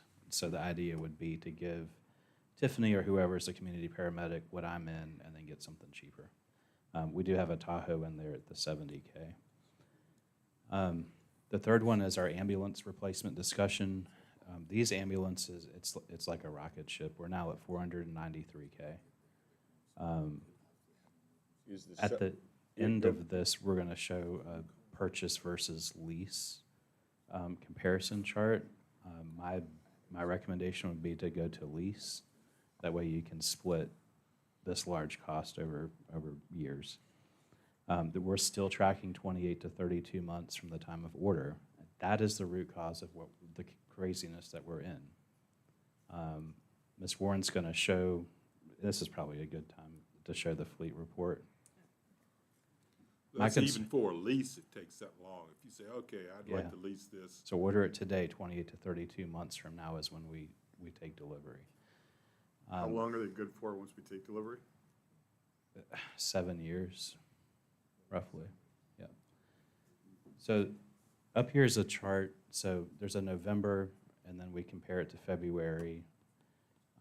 And then your third chart is gonna be our current status. So we have 2 ambulances on order, and you can show the 2026, 2027 estimated completion. The bottom is it's a rough estimation, but the time that we get our first ambulance, so Medic 3, which is gonna be 2026, our fleet's gonna have over 6 figures of mileage. That's my big concern. You couple that with the 28 to 32 months. And ideally, your fleet, you don't want to be the same age. You don't want to have to replace 5 ambulances at $930, $1 million next month, right? All at the same time. So we want to stagger it. This may be a good time to stagger it. The challenge, though, is maintaining a reliable fleet by the time you get your truck on order. And it's a conundrum.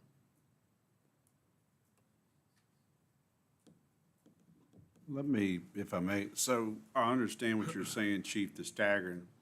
What I would ask the question, that's what we're doing now with the ordering 1 per year, correct? Correct. And in time, we'll will be on that staggered track, if that makes sense. Yeah.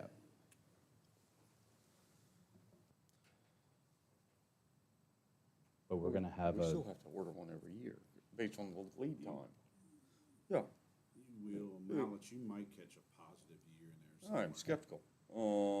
and if, We're gonna have to order an ambulance every year. The question now becomes, looking at your, not that chart, the other chart, it looks like it's how we go about paying for it. If we're gonna do it, if one is a 5 or 7, or we wanna buy it straight up.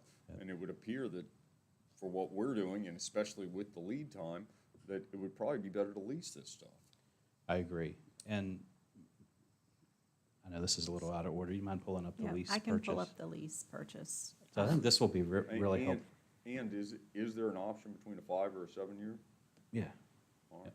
Wait, when I asked you how long the ambulances are on the road or in service for, you said 7 years? Or no? 5 to 7 years is your roughly, the lifespan of an ambulance. And how many do we have now? How many do we need? We need 5, we have 4. We have 2 on order. We have 2 on order right now. And the chart up here, it looks like a lot, so let me break it down for you. Ambulance 1, Ambulance 2 are gonna be the ambulances the board has already approved. There's still time, if you wish to do a lease option, that we can move into that. Just because it's on order doesn't mean we're paying for it outright. So that's what those numbers are showing for 1 and 2. There's also an option to combine 1 and 2, 5, 6, 7-year lease terms. And then ambulance 3 is the ask capital for FY '26. And you can see 459 to 478 to 493. They're just skyrocketing.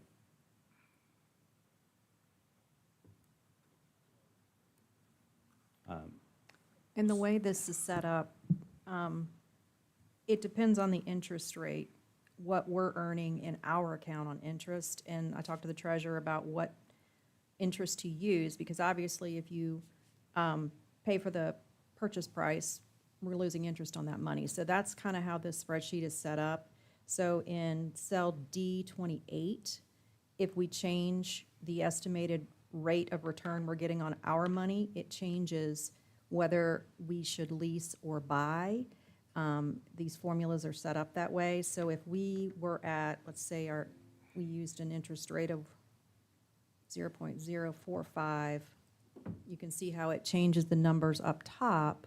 It gives you which is the better option, financially, purchase or lease, based on what we're paying in lease APR and payments versus what we're earning on our money. Most, as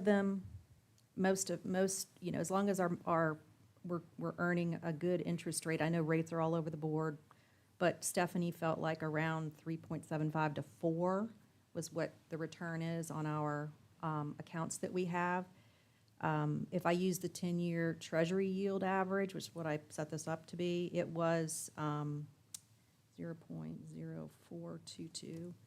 And it shows most everything here. If we did the ambulance 1 and 2, the 7-year 5.15 rate, it recommends lease there, and the rest at the top, the way it's set up is purchase. But all the other equipment, like ambulance 3, because the interest rate, the lease rate on the interest on the lease is so low, obviously these are better for lease. So that's how this is set up. And you're welcome to, change and adjust that one cell D28, and it changes the what-ifs and the options here.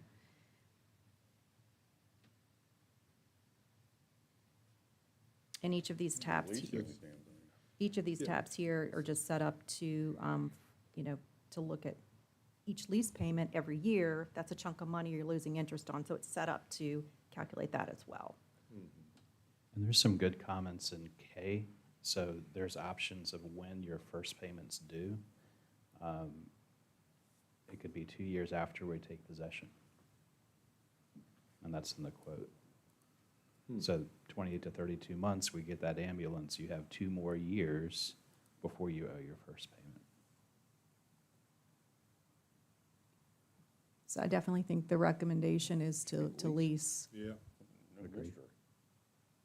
Good. So if you do a 7-year lease, what's the catch when you turn it in? So you do a 7-year lease, Lease to and own. at the end of 5 years, it's like, this thing it needs to go. You'd have to buy the other 2 years out, probably. So that's a really good question, probably. I would think you'd have to. Yeah. But it's lease You to would? own, so at the end of it, we would own it. They wouldn't give you a little something, something off of that. I don't know, when was the last time we sold an ambulance? There's still one for sale. Yeah, exactly, And then what's exactly, savings? exactly. Yeah. The only other thing on the LA, you've got a note here, if you do choose to lease, and we haven't received one, I think, in 2 years, but you would not be eligible for the RSAF. Yes, sir, that's True.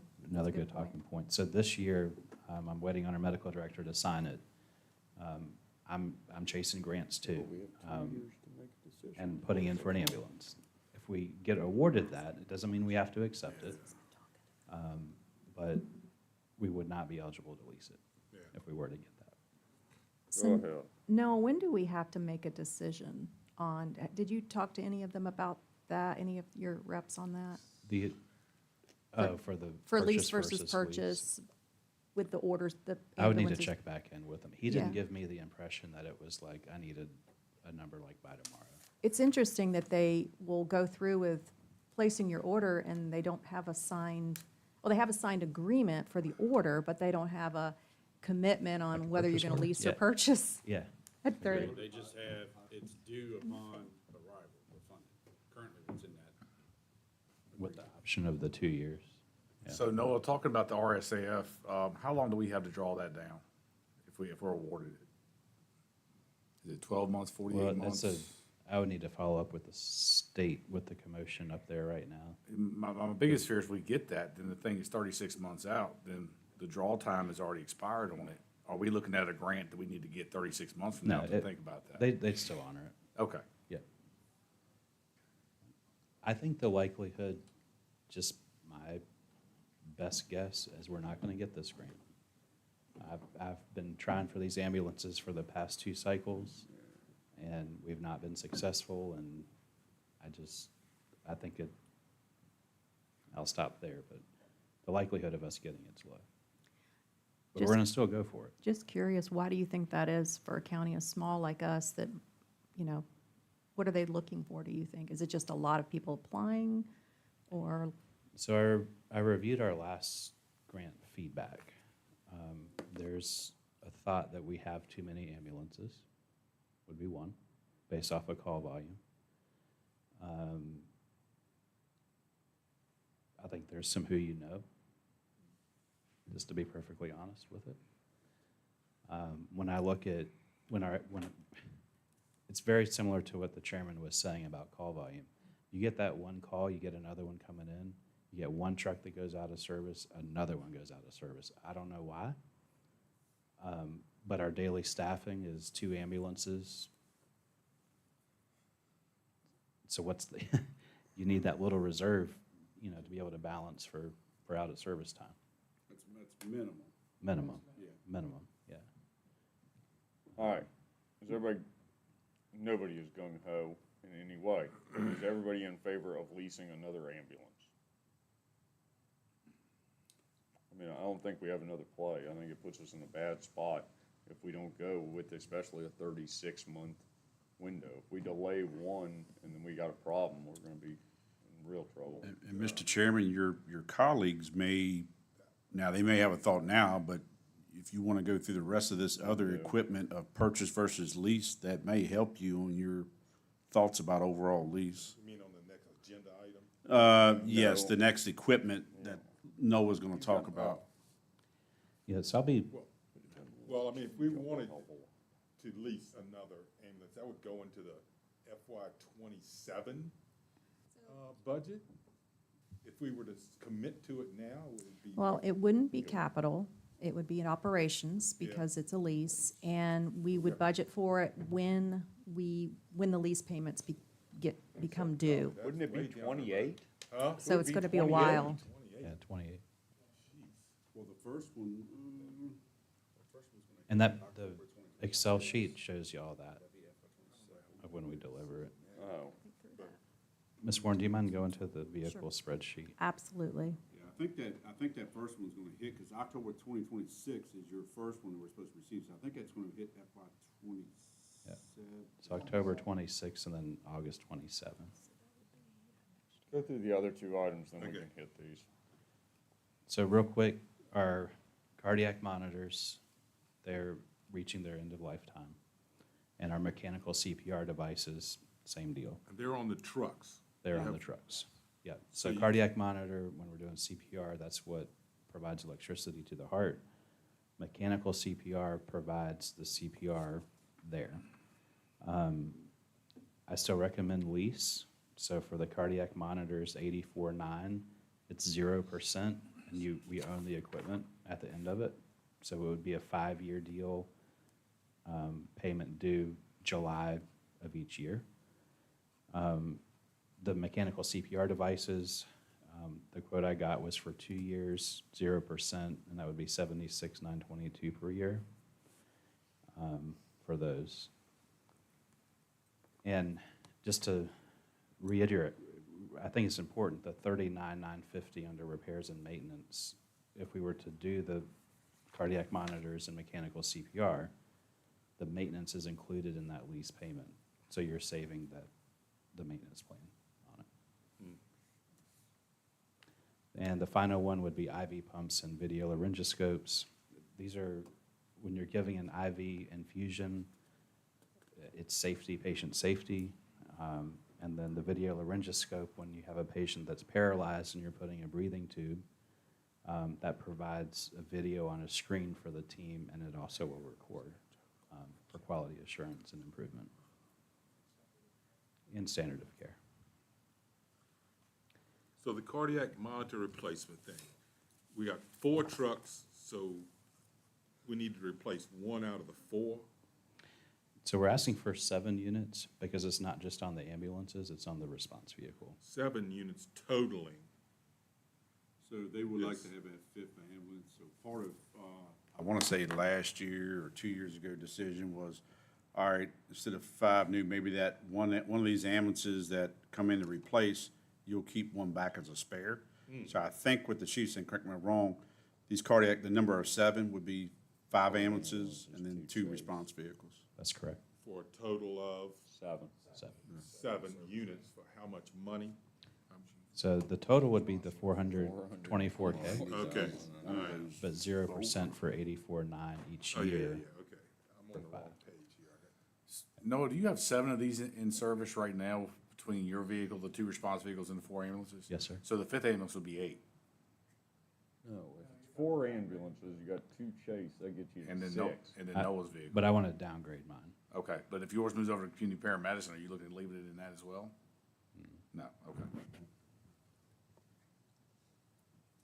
I might ask for an AED, though. But we have those already, Good. thanks to the grant. So that's everything. I'm more than happy to answer questions. I know this is a ton. If you were to prioritize, what do you see as the thing you need the least?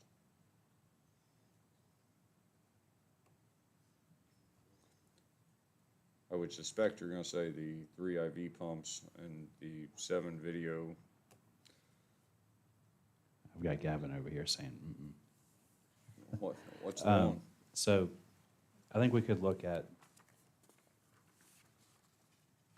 and it would become a critical ask next year, but the mechanical CPR devices, I think we can probably do another year.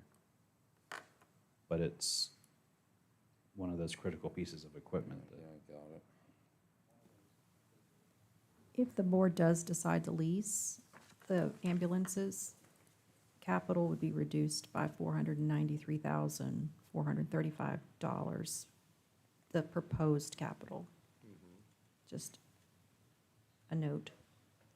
The lease too on the cardiac monitors would cause it to drop, right, as well? Correct. Anything we lease, however, the ambulance, we know FY '26, we're not gonna have to pay a lease on, but what would be the timing of when the payments would start on the cardiac monitor and the CPR device? Would that be FY '26? Yep. So we would July. have to factor that into your budget instead of into capital. Okay. What do y'all think on lease versus purchase? Y'all want to think about it a little bit? We can come back to this. We're talking about the ambulances? Ambulances, and then I think also we should go ahead and talk about, the Zoll cardiac monitors. My only question though is, I'd like to know a little bit more about the particulars of the ambulance leases. And, you know, because there are the scenarios you have to work through. What happens in year 5 if it's no longer meeting our needs, or it's basically not operationally functional to the level that we need it, and all those kinds of things. Because I know that when I've leased, you know, this is a different ballgame, but whenever I've looked at lease versus buy on equipment, farm equipment, lease never pencils out. Yeah, you buy it. That's right. Yeah, you're paying more than if you bought. I just was curious as to what the if we could have a little bit more specifics on that. Yes, sir.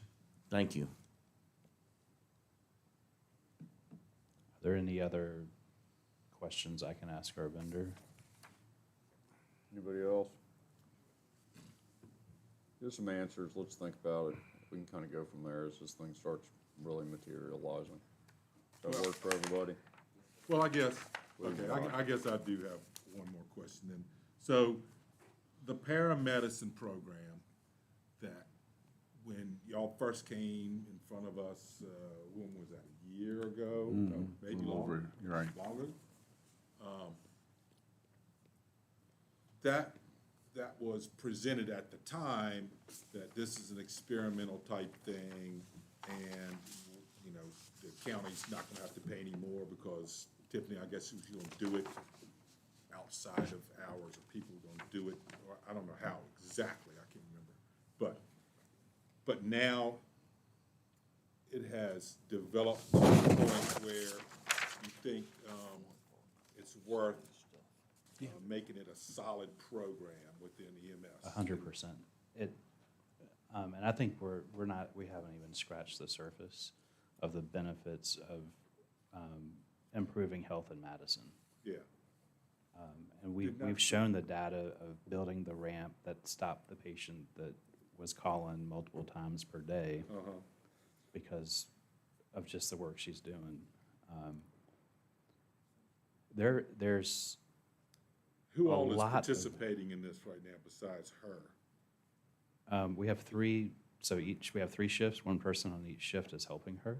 Yeah, As far as who else is doing it in the area, Orange, Harrisonburg, the further you go out west, it's a standard thing that EMS agencies are offering. It's just making its way here. But can we prevent that emergency that's gonna put your $500,000 ambulance on the road? okay, am I recalling that properly? Can I want to make sure I understand your question. I heard your question and I heard a response, but I may have heard your question differently. I think you were asking, hey, present it, pilot program, really no cost. Yeah. So what we've shown here, not what's being proposed for FY '26, what you are looking, I think it's page 2 of the big handout, or page 2 up there, that will show you actual cost spent. So we're using Tiffany, who's here through her hours of the day, unless she's got to go run a call if they're low on staff or whatever. So we're showing you the cost, Yeah. but that person is within the department. Now, I'm not going to No, say she I hasn't understand worked a that. couple hours past, but I wanted to make sure I understood your question, because the costs that are shown here of that program, going by the FY '25 actuals through period 7 and the FY '25 budget, that is to run that program, but That's right. using an existing person. Yeah, I might that's be right, talking in a because circle, I apologize. that, you know, goes back to line 1, recommending transitioning Tiffany from paramedic to community paramedic, and require hiring one more Yes, sir. staff, right, so, okay. But that's saving the county money too, then, is what you're saying, right? Yeah. But how do we get that, how do we capture that cost, can we? Like, what is that actually saving? So it's a great question. And what I look at is, unit utilization. So is that ambulance on the road Each month when I give my board report, you'll see the call breakdown, and you'll see falls, and you'll see sick person, and then you'll see traffic accident. Those are gonna be your 3 top numbers. And I think we can make a really good dent in our falls and sick person. Those are the numbers we're targeting to reduce. And that's gonna keep your ambulance. You don't need an ambulance for pneumonia. But there's folks that can't get to their doctor. They're forced to call 911. So where does the paramedicine response go in your column? Or would you have a EMS column and a paramedicine column? I can certainly add that. In the reports, I have community paramedicine, so like last month, I gave you what she's done, what she's tracking, and then what's pending. And the pending is the ones that she can't get to, because she's one. So Chief, with that though, I would say, think of it like house calls. So if a call comes through right now, all those fall calls that come through, Tiffany's not going out unless she's in a first response to do that. She will be on the follow-up side, which to your point, the one case that you demonstrated about the ramp, that did result in, reducing the number of calls. I think it was an amputee patient, had to be transported back and forth for the doctor's appointments. So that would be a good number, to Supervisor Buchanan's point, to see if you can get, I know you've done a preview of that, but what is the total projected savings? The difference is too, you cannot soft bill like we do with an ambulance, because you're not sending an ambulance out there. For now. There is legislation, though, to be able to bill treatment in place. Oh, yeah. So that's hopefully coming. Well, I mean, my gut feeling is this is saving money. I just don't have a way to quantify. The easiest way is to go back to that presentation that she highlighted, the 5 cases. There's going to be a bunch of your kind of ancillary type of savings based on some of the different services she's doing that are going to be very, very hard to quantify. And it's been tough. Like, right now, it's a proof of concept, but she's working 2 jobs. I mean, it's so hard to be able to kind of quantify that 100%. If she was doing it full-time off the ambulance, you would get better numbers. Noah, is there a state requirement to have that vehicle licensed for community paramedicine? And when I mean licensed, to have the meds on it, to have the full capability of that vehicle? Yeah, it is. Okay. And then I just had a quick question to come off with what Chairman Jackson said about what was the thing that you could cut if you had to. But when I'm looking at, we're getting 7 of these chest compression systems. Is there any way to stagger those? So, because we know in 4 years, 5 years, we're going to need more upgraded. I think we can. The challenge is they're offering trade-in credit for the lease on that. I can certainly look at that. Yeah, 'cause I'm sure they'll offer trade-in credits in They're 3 years too. Let me look at my notes. So we're looking at a 7-year lifespan for the mechanical CPR. So we have one that's a 2020, so that could probably stay. A 2019, a 2017, a 2013, and another 2020. So I think your question is perfect of staggering that. But it's the 2017, 2013, those are the ones that make me a little nervous. You may be able to stagger a little differently than what we're doing with, you may be able to do 2 and then 2 and then hold off a year and then, but it's still a stagger and it will definitely reduce the initial cost on those things. That's a good, I like that one. I think that may be a good one to go back and look at. I want to go back to community paramedicine vehicle. If you have medicines in the vehicle, medication, excuse me, it would be required to be licensed. But is there a requirement to have medicines in that vehicle? It's not required to have medicines yet. Okay. And the reason I say yet is depending on where, and I'm talking future. Yep. But to where she would be able to give medicine at the house to keep that patient from going to the doctor. Right. So there would be the telemedicine, talk to the doctor, give this med, and she would have the med to do it. And that may be when the MIH bill stuff kind of, mobile integrated health stuff comes through Congress, actually, then there might be some funding. So, okay. Thank you. There's also grant, I mean, we are looking I mean, last year, we were looking at the Safe Streets for All grant. Rockingham, their program is grant-funded completely. My understanding, Orange is grant-funded completely on that. So my eyes are wide open for grant funding. We just haven't had much luck in getting the award on it. I want to talk to the sheriff's grant writer. She's I doing a know. great job. I'm like, Sarah, come on, we got it. But So here's a stupid question. Are paramedics authorized to give medicine, to prescribe, or not prescribe, but what am I trying to say? Deliver, administer it on the spot? yes. Oh, yeah. Are We have guidelines that are approved by the medical director. Yeah. And Well, all go down the same path, just because I was thinking a similar thing. What about prescribe? They cannot prescribe, Cannot though. That's where prescribe. the telemedicine would play into it, correct? Yep, All right, you there you go. have to have a physician. Your larger agencies would hire, and I know we're not gonna do it, but they'd hire a physician assistant. That would be with the crew, and then you could do that. It's a higher level of licensure than where we're at. All right, I have another dumb question. The mechanical CPR machine, is that something you just strap onto the person and it beats? Yes, and the reason it's so important for us is because we're rural. Think of it as an No. employee All right, I was with no work. No, I was just singing, staying alive. Yeah, you'd be in I'm trying to picture this thing, and I was having issues there. I appreciate the. Suction cup goes up and down. Yeah, there you And there's go, that no makes workman's sense. comp. It doesn't get a back injury from doing CPR. Excellent. Yeah. Yeah, all right. Anybody else have anything? Yeah, I've got one follow-up question on the community paramedicine. So if, for example, a person went out and there was an issue, and then through a telehealth session, the doctor said this person needs this particular drug, and you provide it, are you able to bill insurance or Medicare or Medicaid for that drug that you administered that day? Not yet. Okay. Legislation is written, it's going through the process. Okay. But right now, we can't do any billing for treatment in place. All right. No, I have one more question on the ambulance. Yes, ma'am. I know we appropriated for the one ambulance last budget cycle, I think it was. We used an estimate at the time. Now, when we get this ambulance delivered in, I guess, FY '26, is the cost, I can't recall, is the cost going to go up significantly, or is it set on what we? It's set.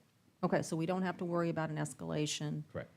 Okay, so my question is there any other ambulances besides the one we expect in FY '26? That other one's not going to come in until, No, the only, and I think Mr. Weekly, we're on the same page here, and I don't think this is the case, but I will bring it up.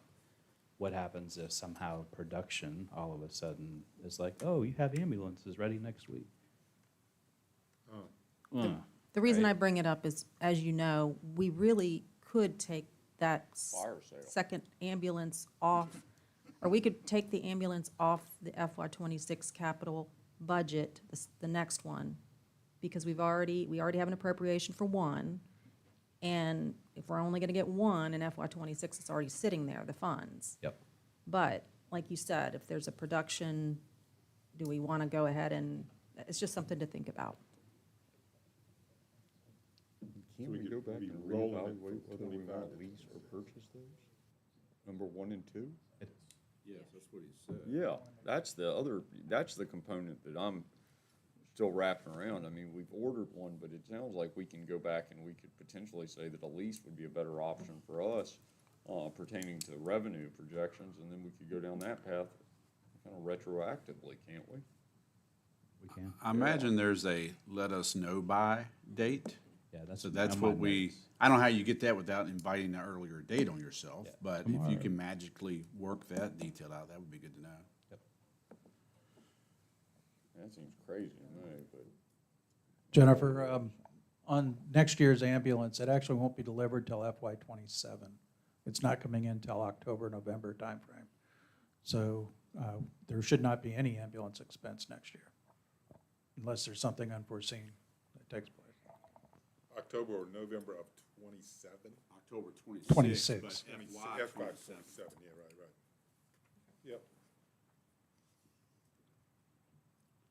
Anything else EMS related? Assume we're gonna see you here in a couple, next week or the week after. I don't know. There you go, good. All right, thank you, gentlemen. Thank y'all for your help. Don't let them take the microphones with them, Kim. Give me 5. All right. You wanna go in to see, yeah, wait for him, good Lord, we're doing okay on time.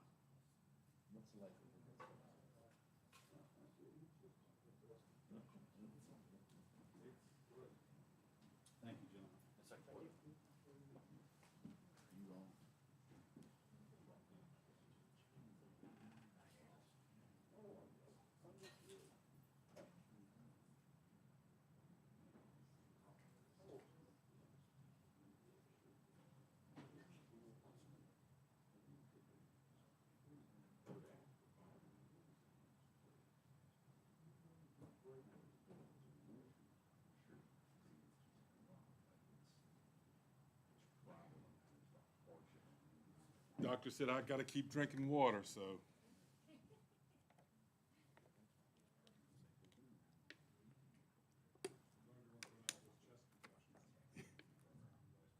Yeah, the AED. Elizabeth, I'm coming for you. Yeah, Sanford and Son's back on reruns.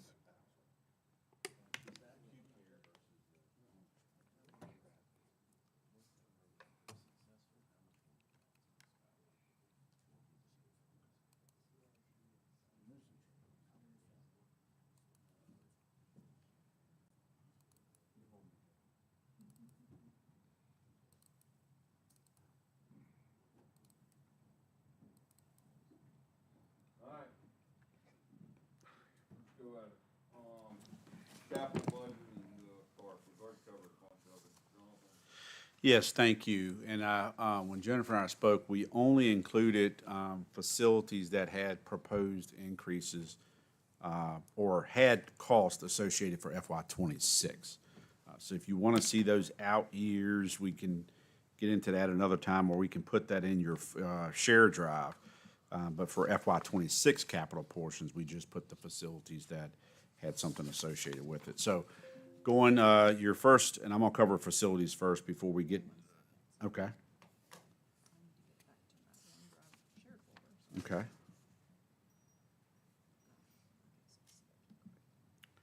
And I will say, as Ms. Warren's getting ready to pull it up, most costs associated with the 490,000 proposed for FY '26 is paving. There's a smaller portion we're allocating for a membrane roof for CID. So let's start with 410 North Main Street. There's a $60,000 number under roadways, pavement, asphalt, mill, and overlay. So that would be taking care of the parking lot and roadway leading down the hill to 410. And that's, again, these are paving suggestions, and I think the first page of your CIP has the out years. Overall, what in our CIP plan, remember Davenport had like 19.8 million worth of things between county and schools. We pulled out to see what is our paving cost out of that whole plan. It was $691,000, but that's not just for FY '26, that's in years beyond. But let's stick with FY '26. So 60,000 for that. Any questions on 410 before I move to 414? All right, hearing none. 414, again, that's paving. All this area, of course, it's more surface area than the building down the hill, so that's why that total's at 143. Moving along, the next facility, some people call it old ABC, we call it CID, that's where our investigation unit for the sheriff's office is located. That has a membrane roof that will need to be replaced, so that has a cost of $50,000. If you ask me out of all this list, when I go through it, what's your priority number one, I would say this project. That's pretty cheap, isn't it? Yeah, it's like, I think over 3,000 square, it's not a lot of square feet. Now, courthouse, that'll be coming in a few years, that's gonna be much larger than that cost. But it is a membrane roof, and technology's come a long way, so I would recommend that for FY '26. Next location, the sheriff's office / 911, because dispatchers are in there as well. This asset has been there for a while, and Brian can speak to probably the years or what we think the age of that generator is, but at some point in time, that needs to be replaced. We have suggested for this year. It's in here, and we did have a note applying for a grant, but grants can come, grants can go, they can say yes or no. So between the generator and an ATS, it's recommended at $125,000. Brian, anything you'd like to add on that generator? That generator was placed in service in that building in 2003 when it was reconditioned to a sheriff's office and 911 center. It's running, but it's starting to show its age. We're getting ring problems and things of that nature. We've never had a problem with it not powering what it needs to power, but it is getting old, and that's a very critical asset, obviously. I did a little bit of research. I wasn't sure if it was secondhand when we got it. I do not believe that it is from my research, so I think that thing is sitting right at 20 years old. Last time I checked, it's been about a year and a half ago, it was around 400. So that's just, we applied for a grant, so like the emergency shelter grant, which we designated to one of the, I don't know, it was high school, middle school as emergency shelter. That VDM grant allowed for that replacement. I think that was a $151,000 item. That's a much larger generator, but that was also factored in a couple of years ago. So, but it's recommended. You all let us know. You heard the hours and the years. But that at some point, that life cycle is going to catch up to us. And that'll give us an opportunity too, not the sole reason why, but that'll give us an opportunity to address or mitigate. There's some exhaust concerns that's been raised up to us from time to time at the sheriff's office, depending on when that exercises and one of the offices that face that area. So it may give an opportunity too, if you ever replace it, where you locate it or how the exhaust, the direction. I think we fixed it by the timing of the generator right now, but occasionally we'll get a comment on it. So I wouldn't say it's completely eliminated. I would say it's probably 75 to 80% better. Yeah, I think Sean changes the exercise time to the afternoon hours. The reality of it is if we get a large-scale power outage and that thing's got to run for 5 or 6 days straight, then it's not going to matter as far as that's concerned. Moving on to the social services area, that again is another parking lot. Mooney did rate this as a high priority.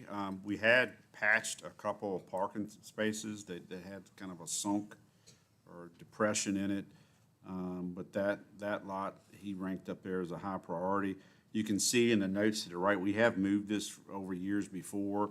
So it looked like the last time that we shoved this from FY '24 into FY '26, so now we're here. But that was a recommendation by Mr. Frazier to please get that done this year. So that's $82,000 for that parking lot. Moving into the transfer station, for this year, looks like we have an FY '27 there as well, but for this year, the loading dock and concrete structure, and I have a note there to the right, make repairs to interior tip and floor, back wall. I don't know how often you all use the, not the residential bag trash area, but the actual tip and floor going in the building. If you'll look where the concrete wall is, that the trailer sits on the other side, that's beat up pretty bad. And we talked to Updike about this, I think last year, and they recommended, they say, hey, you can, put plates up on that to take care of it. So $30,000 was a number that they felt like that could be accomplished for. So basically a Tell their steel drivers, plate. be a little more careful with the bucket. And I don't know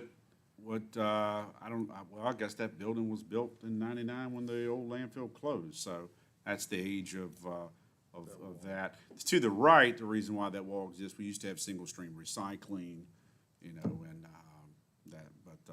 anyway, that's what that 30,000 is for. How much would giant magnets pull those nails, the screws out of there so I don't get holes in the tire? We should talk to our contractor. I would say that's built into our annual monthly cost, so I would let them know, please, to do better at getting that up. That's on the tipping floor, sir, you're referring to? Yeah. Okay, I will talk to them about that.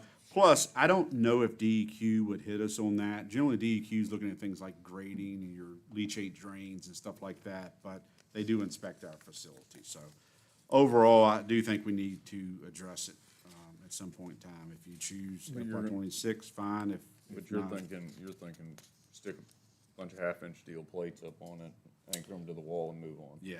There you Yes, go. sir. All right, moving on to War Memorial. Actually, there's nothing in War Memorial. So we'll slide that out. Social services works close enough. And then lastly, Mr. Chairman, in your packet is, we have the schools. Well, let's go back to the main sheet. You've already covered EMS, so I don't know if you want to revisit any of that. You've covered sheriff. We have not covered IT, building and zoning, and the schools. So would you like me to start with IT, sir? Before we want to look at it in pieces. Okay. Anybody see anything on this capital list for the county that you think we can live without? The I paving mean, and you've stuff? got 285,000 in paving. I tend to agree that the ABC roof, I think that's one that should be on there.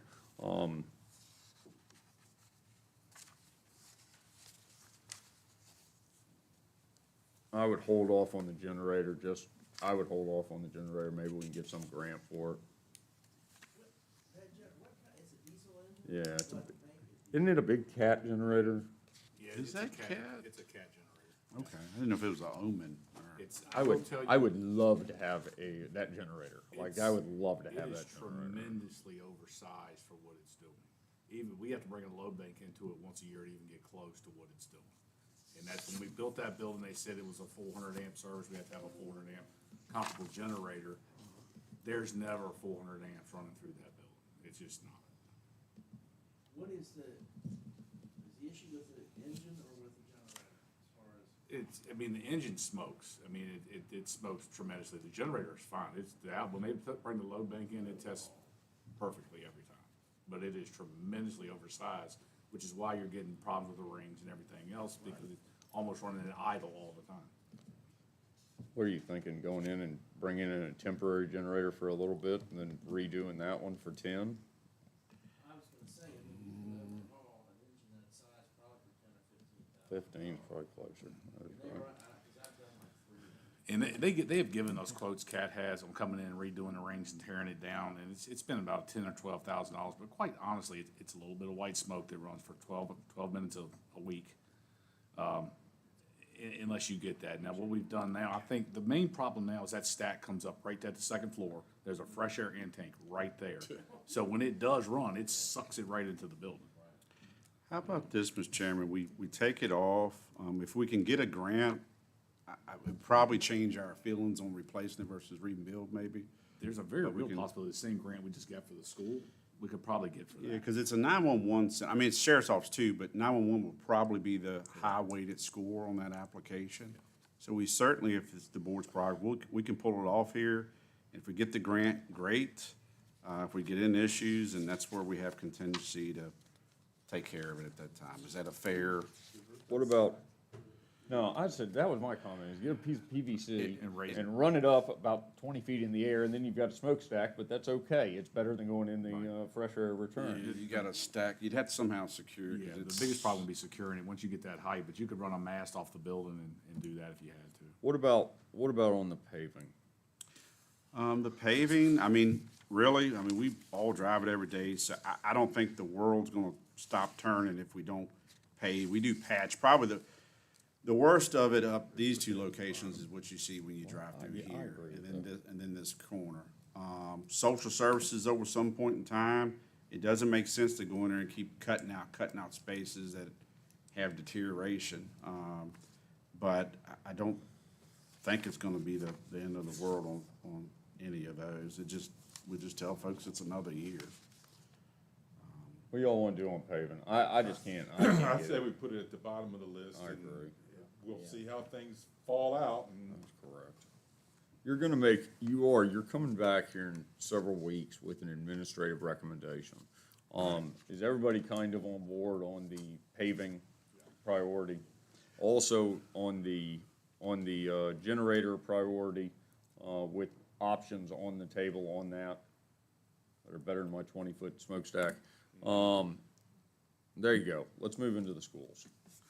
All right, so the schools, let me flip over here. Yes, go ahead, absolutely. Before moving into the schools, I took off the EMS, the ambulance order of the 493, because I don't think we need to have that on there. We're not going to, we've already appropriated some funds for the one that we haven't even gotten. That brings down the total on that section to $2,022,934. And then it brings the total for both facility study and department requests down to $2,512,934. So just a note that I will be taking that ambulance off. Okay. So we had a joint CIP meeting yesterday with the schools. So we'll run through this sheet when Jennifer has that on the screen. Is it in color coded on the screen? Oh, okay, I'm not the only one that's because mine's color. I'm glad they can see it. All right, so the school board did we're going to start with the first project. They do recommend at least replacing the windows in what they call a fitness facility or their exercise room, if you will. They did spend a lot of money in that. A lot of that money was grant, but they did spend a lot of money in there. They feel at least replacing those windows is going to help with the life of that new HVAC equipment. Those windows are probably worse than what's behind Mr. Gordon. They are what they are. It certainly would help. I've been in there, on a few occasions when I meet with Stacy to talk about things, and it's just like any building like that in July or August, September. I mean, and that's when the kids are using it as well, and you can get the hot sun. So I don't think that's a bad investment to save on your larger investment, which is the HVAC equipment. The bleachers, we heard from Mr. Sheeds. I believe they have worked out a scenario where there's a motor they found, and he's done some work as well. So Right. that has revised that number substantially, over $300 and some thousand. Great. But, hey, Jonathan, I'm sorry. Yes, sir. Back, the school board window replacement, just for the fitness facility? I thought we were talking about. No, they were over like 100, it was like 100 plus to do the whole building. Yeah, the whole school was somewhere between Okay. 100 to 200K. I don't know, Cardi, if this is just the windows you see in the exercise room, because that's just like Crickersville. It's an old gymnasium with cafeteria. So I don't know if they're doing also the cafeteria rooms, because there is an entry door that students use to come in that way. Yep. I can ask, but I do know it's not the whole school. All right, Or the school board office. sorry. No, that's fine. Again, the bleachers was a reduction. School board member, Mr. Sheets, has found, we believe, a solution on that. It's a huge reduction, and thank him on that. Waverly Elementary School, so you had this capital item in your FY '25 budget. That number, when they got the bid, came in much larger. So that's the total cost of that project. You may recall, we talked about this before. I think you, sir, raised a good point about interest earned versus spending that money now. I think it was like a 300-some K difference. So July 1 is when they won't bill until after July 1, so that will be in FY '26. So any monies you have reserved for this project, and Jennifer's gonna talk about carryover much eloquently than I will in a moment, but that'll move over, so that'll be a true FY '26 cost. So contract's been signed and so forth.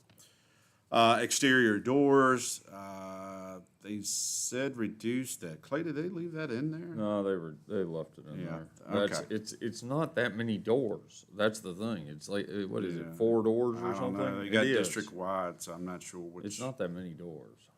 There's some doubles and it's not very many. Okay. What does that mean? School board asked the board of supervisors to move it to the operating budget. I think What does that those mean? items is what they plan on carryover funding, I believe. That's part of that 321 they showed us the other day, or no? We can ask for clarity on that, Cardy. All right, got it. All right. Lighting and cameras, this, I won't put words in the chairman's mouth. This was new to me too, because I don't know if I've seen that one before. No. But that has jumped.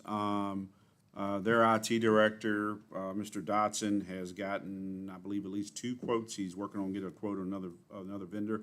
This is for the high school auditorium, so it's not just your, lights like this. It's performance arts type of theater and all that stuff.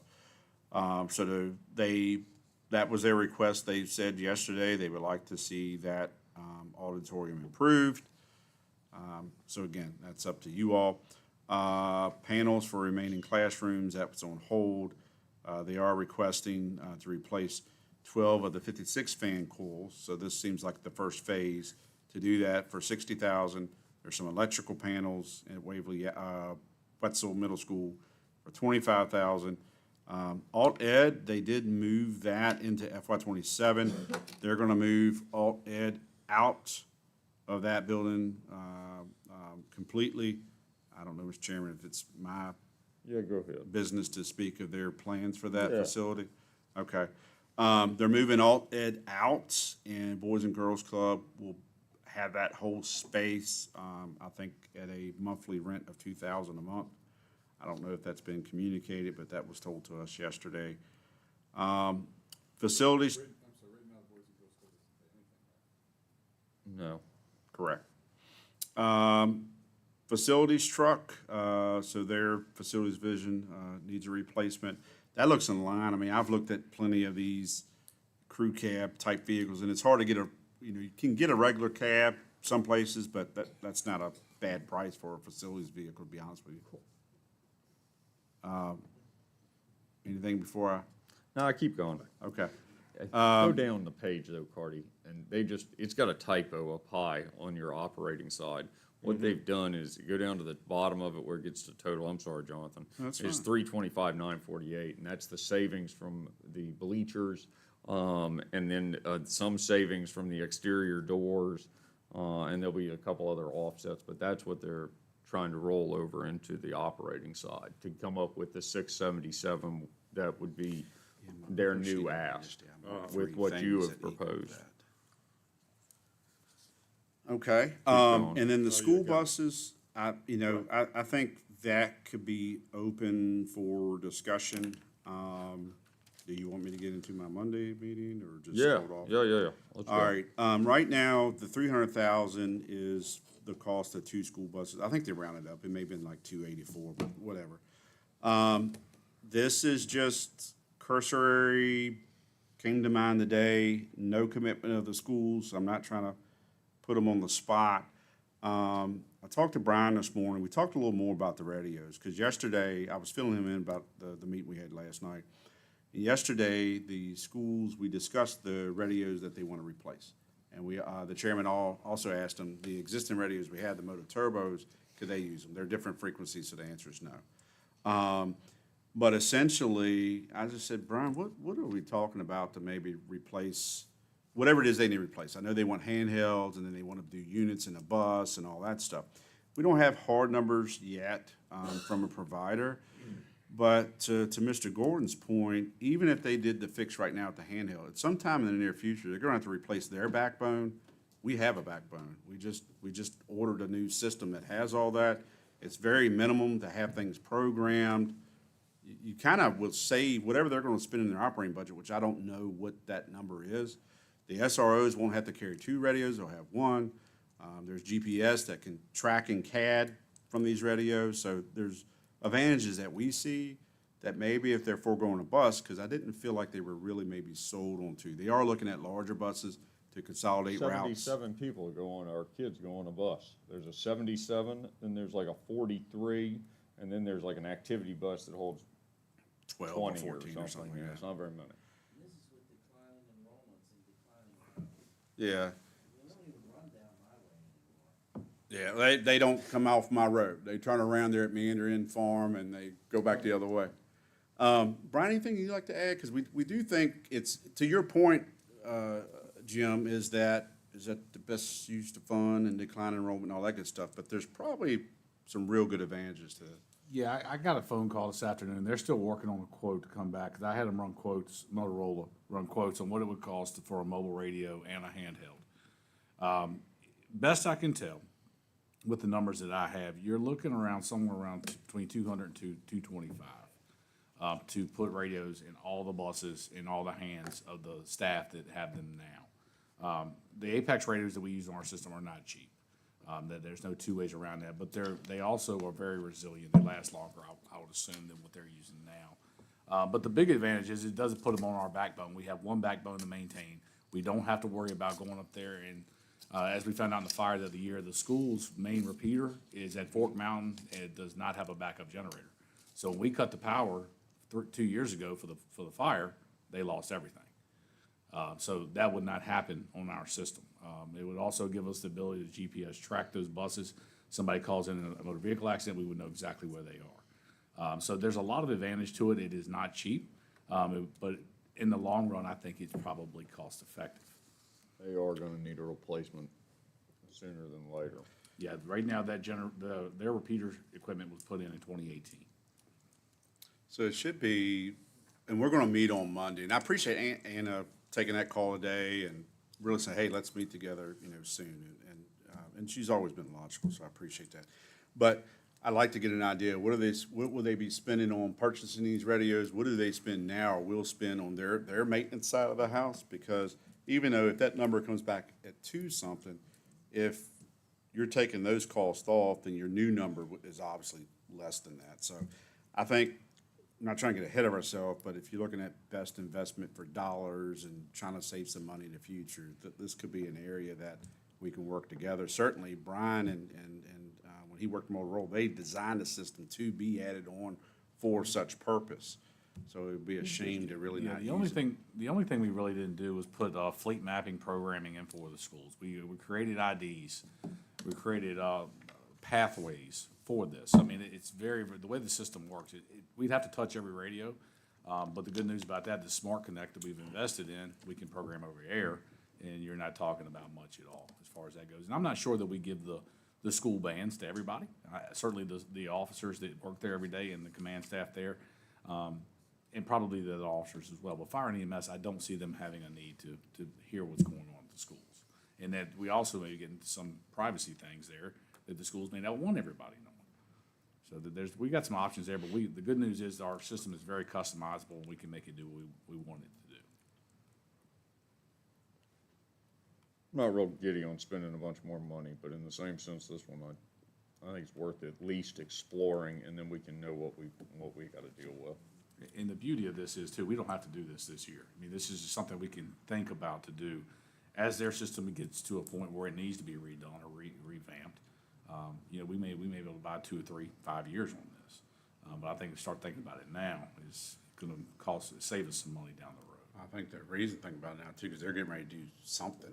They're getting ready to purchase. It sounds like subscribers is what they're doing now, not backbone. So, yeah. Where they gotta be about 40,000. I haven't seen the number, I'm not sure where that is. We'll have more information. The goal for me would be at least, be neutral at 300 or less, not to go above, because, why even have that discussion? But it does it tends to lend itself to future planning, maybe some future savings, so. What on this list y'all see as low hanging? They are going to vote on this list. The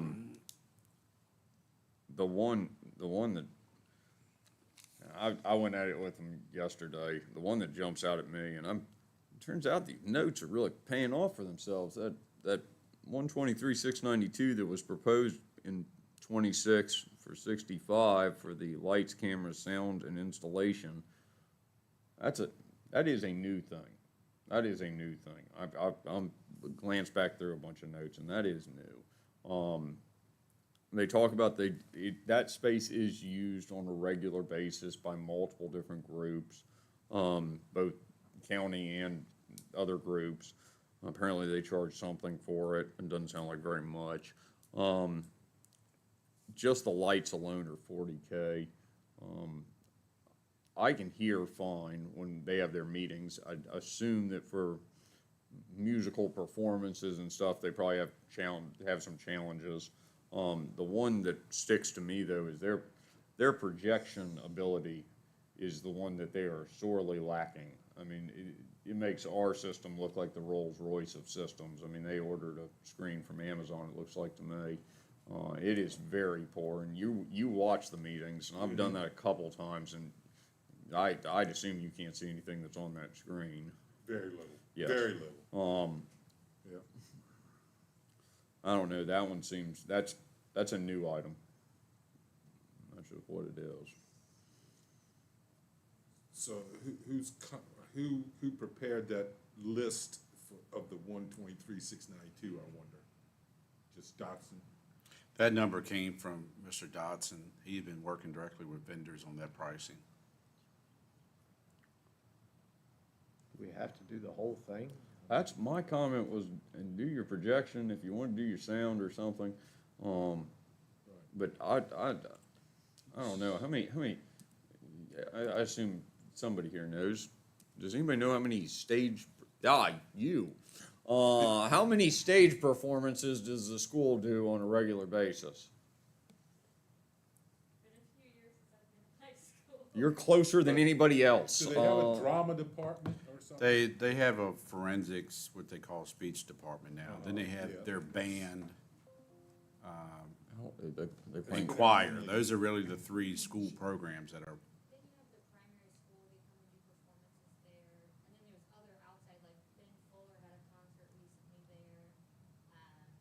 That equipment's rented. Yeah, okay. That, they rent that when they bring that stuff in.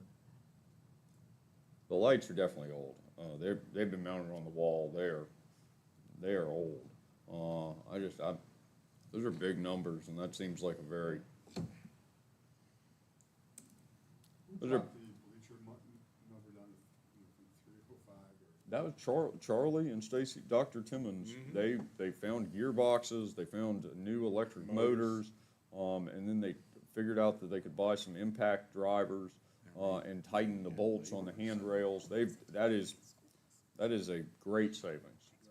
And the comment that Charlie threw in there was the bleachers that you buy today are probably going to be less resilient than the ones that are there currently. So if we can keep these motors going and find options, then we probably have a better system than what we'd be buying. I tend to agree with that. Mr. Chairman, I'm looking, I didn't realize Stacy sent an email out on this, looks like late yesterday evening. I'm just looking at breakdown of equipment, labor, and incidentals. Incidentals always, you never know any other parts. So of the 123,691.50, 129,50 is for equipment, 29,396 is labor, and then the incidentals is $3,166. Question is, do we want to fund that? What's the most important of all those three things? Lighting, camera, sound, It has got to be they break it down cameras what and they're- sound. I mean, I can't see how the lighting would be, I just can't see it. Are you asking the board or what the school board may have identified as their priorities of those items? That's a question for the school board. Because right? I don't, Is that what you're yesterday, saying? they didn't identify. No, they didn't break were down like, anything. all of it needs to. Yeah. I thought I heard Stacy, Dr. Timmons say something about one school bus. Did I hear things? Yeah, That they but might be able to get by with just one? The one school bus has been kind of on the table for a while, and yes, that is correct. That'll probably come back to get us, but one is definitely their play at this point.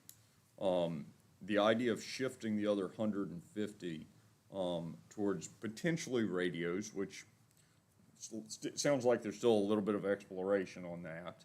Or, I mean, the obvious shift is to throw that towards that auditorium. But it's still all the same money. Right. I mean, and I don't know, I think the goal is kind of try to save some money. I don't know what's the mystery here. 123 and the jump up, and I'm going back through my notes, and I do have the breakdowns on it. That's new stuff. Like, I don't see that on the old sheets. No. And that's bothersome. Yeah, I agree with Joe. Let's see if they'll tell us, we'd rather do the sound, or we'd rather do the lighting, or we'd rather do the video, or whatever. If that's possible. What do you think, Jonathan? Is that? Me, I probably shouldn't say it, but I'm gonna speak because you asked a question. I Yeah. mean, something like this, I think you do it all. Oh, okay. The only reason why I say that, now it's a different, I said this yesterday, so Clay heard this. Not that part, but, we looked at the courthouse. Yeah. We're not doing art performances over there, but just things to improve that, which that would be new cabling and a lot of stuff. That was like $100K or more, just for that. So I'm not saying that it has to be done this year or next year or whatever year, but it is cheaper to do it at once. Well, I guess then my question would be, since this has not been on the CIP screen Right. for a long, long time, why did it now jump up? What Right, happened? that's a very, very good question. Okay. That's because they dropped down 305,000 on the other parts, the bleachers, so they thought they could throw this in. Oh. Yep. Yeah. I do have the breakdown. I'll send the breakdown what Stacy sent us yesterday. The main lights are the main lights are $30,000, $29,510. You got more lighting that's $31,665, and then there's lighting for architectural house total of $7,556, and I added those up, and that's $40K of that 123.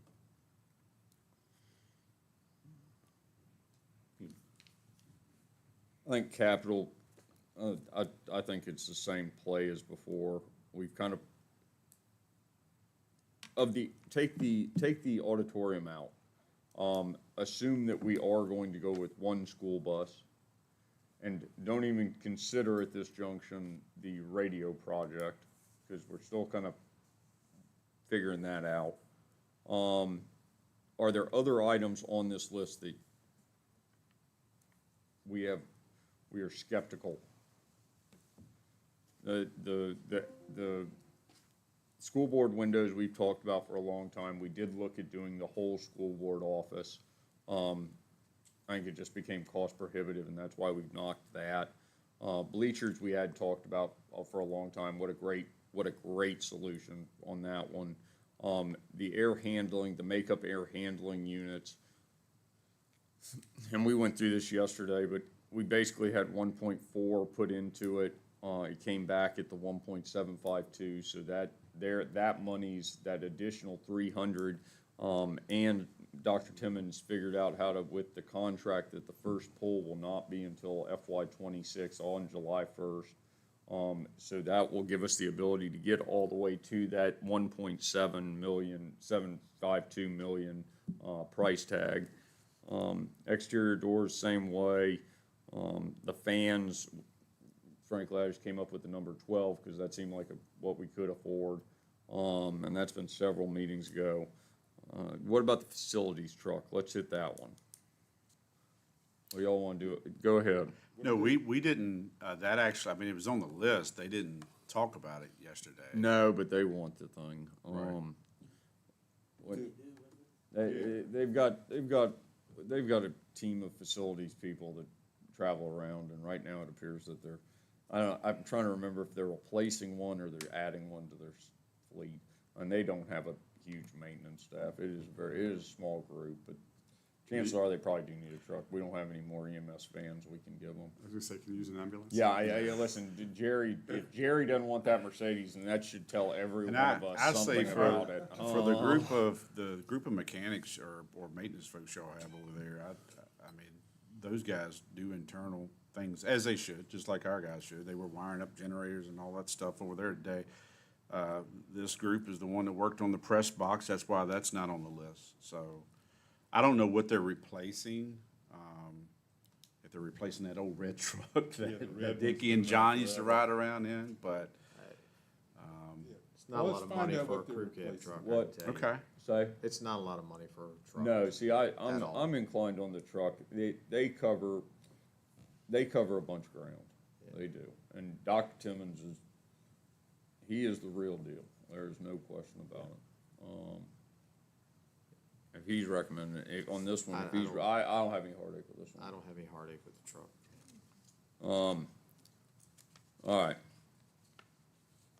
And I guess the Alted HVAC, they're moving anyway, so it's out of the question. Yeah, so where are they moving Alt Ed to? I think school board office.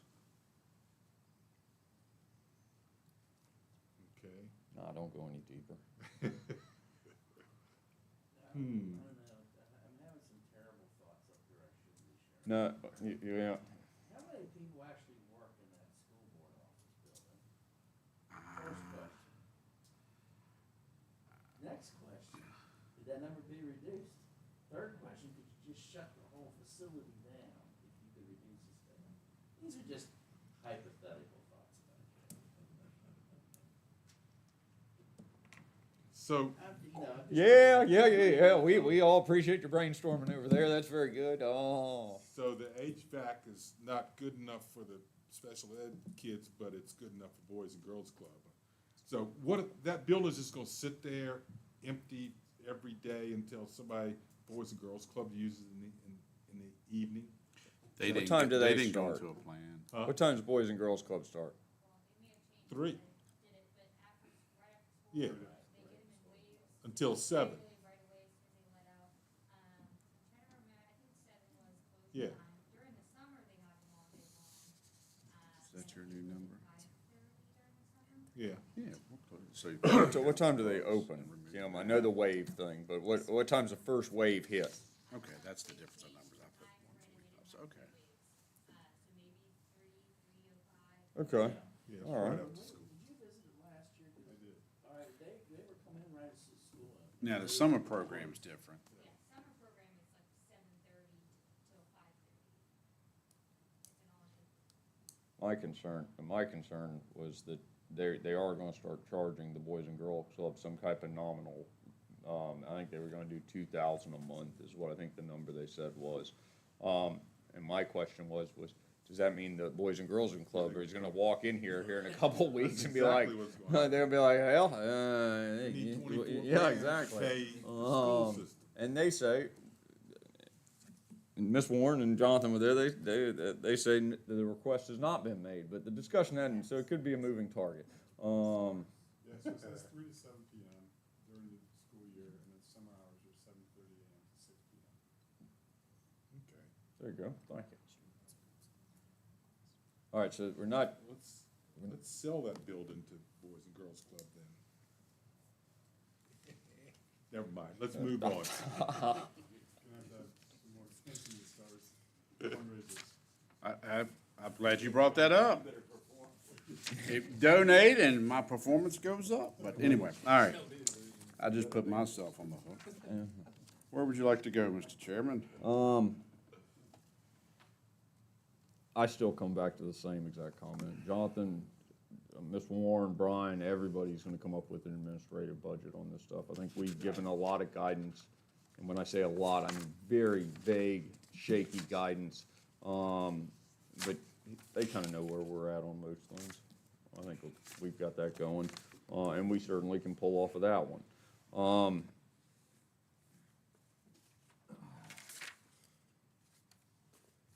What else do you have, Jonathan? I know. That's right. I'll go back up just to make sure.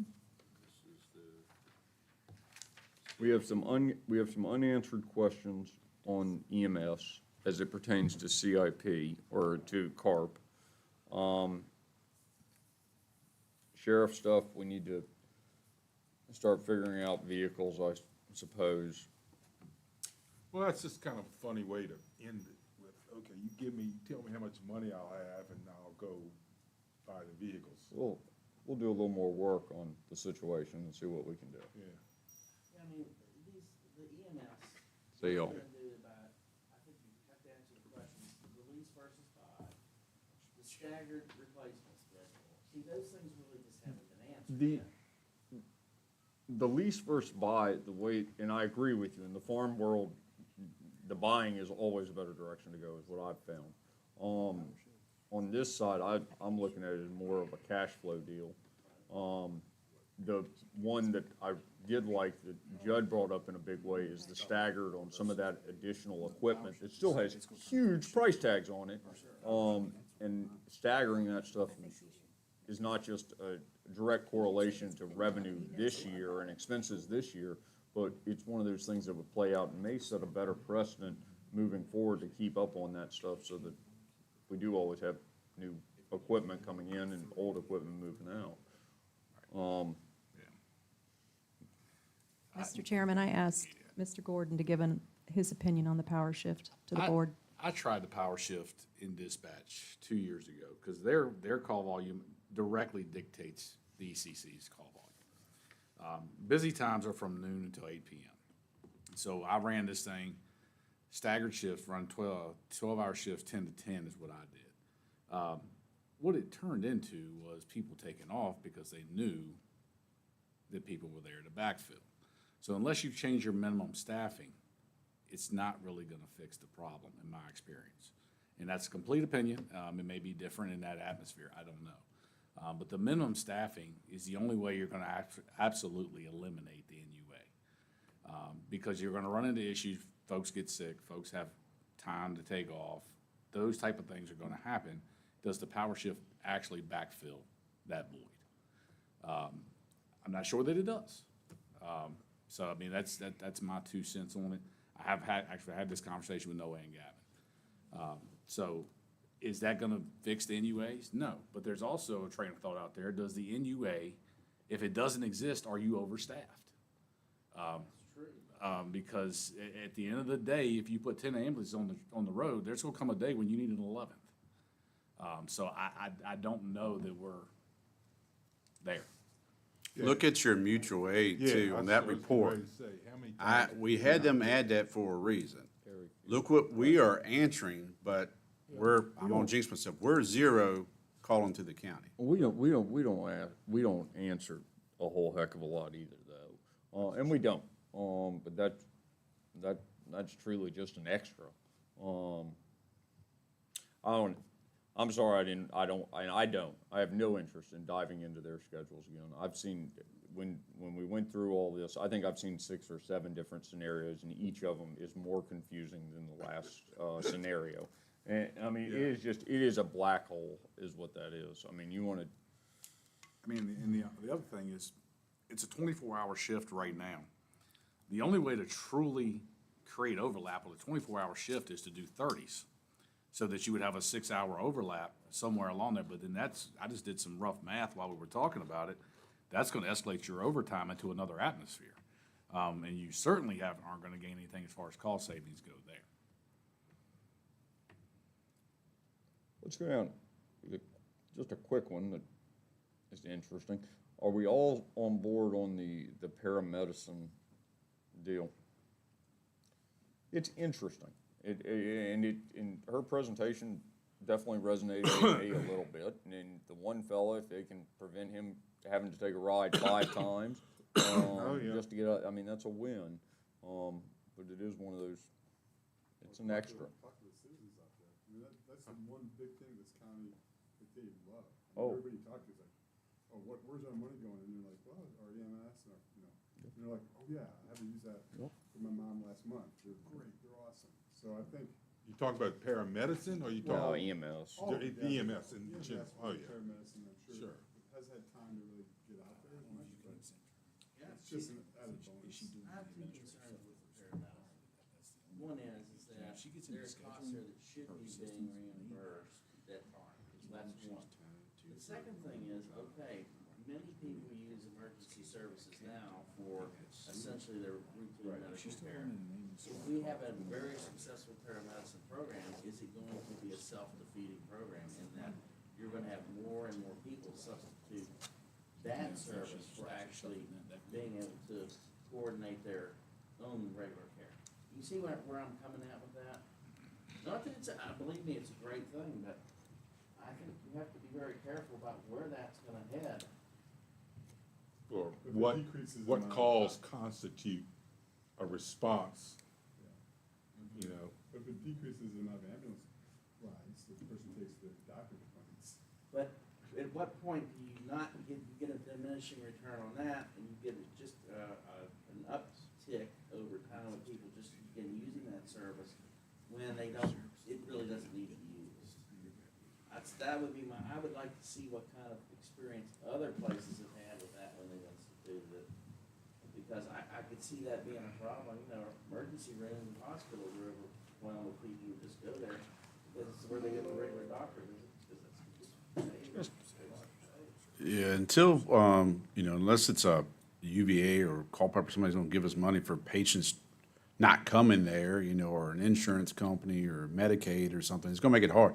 The other thing is, and not that I'm trying to say, let's run an ambulance everywhere and run our numbers up.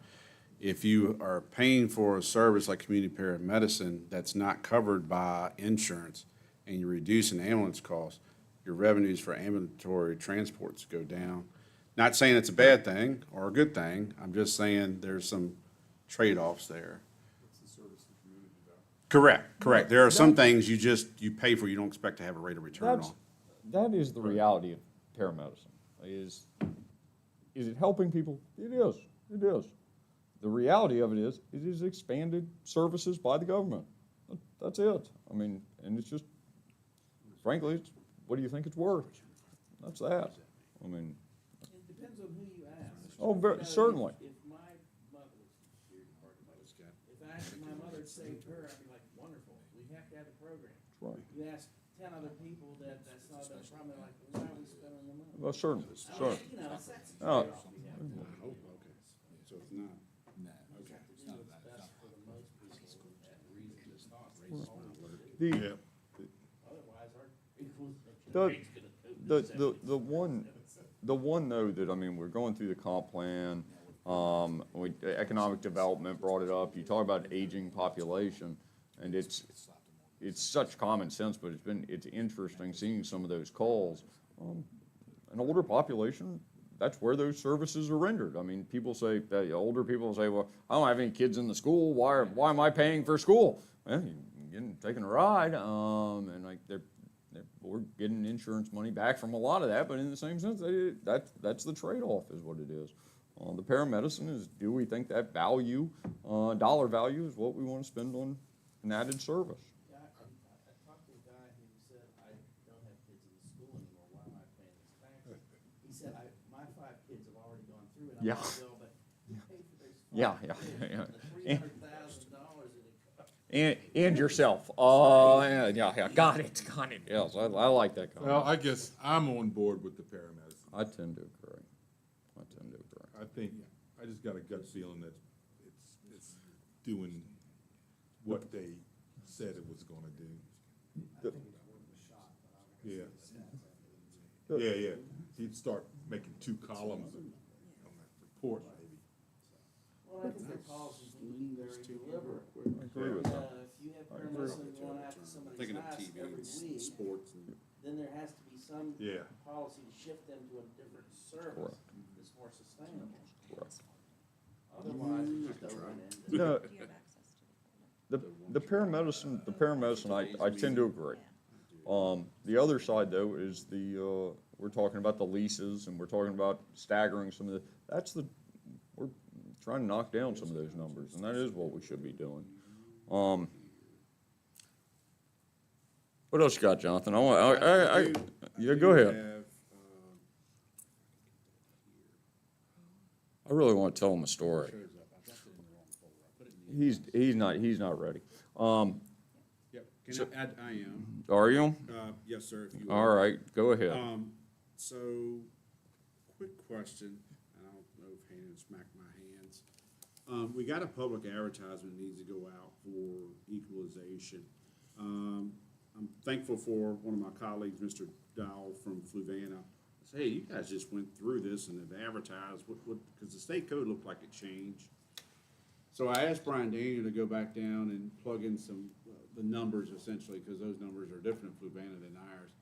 So he's got 1, 2 covered. The easy play I could do for 3 is to plug in a maximum. This is your real estate rate. So he just said 49 cents per hundred is your equalizer. I asked him this morning when he told me that. I said, so 50 cents, he said 50 would actually take you past that 1% number. So putting in the number 3 effective rate increase, the easy play would put the county of Mass proposed to adopt a maximum rate of 49 cents per hundred. Or you can plug another number in if you think that you want to consider. The problem with this is, the way this is structured is, I don't even know what I would bring to you yet as a balanced budget. We're gonna bring a balanced budget to you, but is that gonna come as a recommendation, as some type of tax increase? So I'm more inclined to advertise it at the 49 effective rate increase. So 3 would actually have a 0 increase, anticipation. Which public? We do have another public hearings will be scheduled for April 22nd. I gotta talk to Andy about this, because Eric, or Mr. Dowell, excuse me, we think that new code language, you used to be able to advertise to, 2 separate public hearings, but hold them on the same date. He believes the code now requires you to do them different days. With equalization and the other. No, equalization will be by itself, no Okay, question yeah. about that. But your budget, so I had planned on doing your budget and your tax rates Yeah, like we do same every one. year. Different public hearings, but the same day. That may have to change, but the advertisement has to go out soon. I can plug in the 49 cent rate there, On the, and then you would advertise whatever your next public hearing would Yeah. be for your tax rate. yeah, Essentially, if you don't, well, you would have to advertise even if you don't move up beyond 49, because you gotta advertise personal property, merchant's capital, all that stuff, so.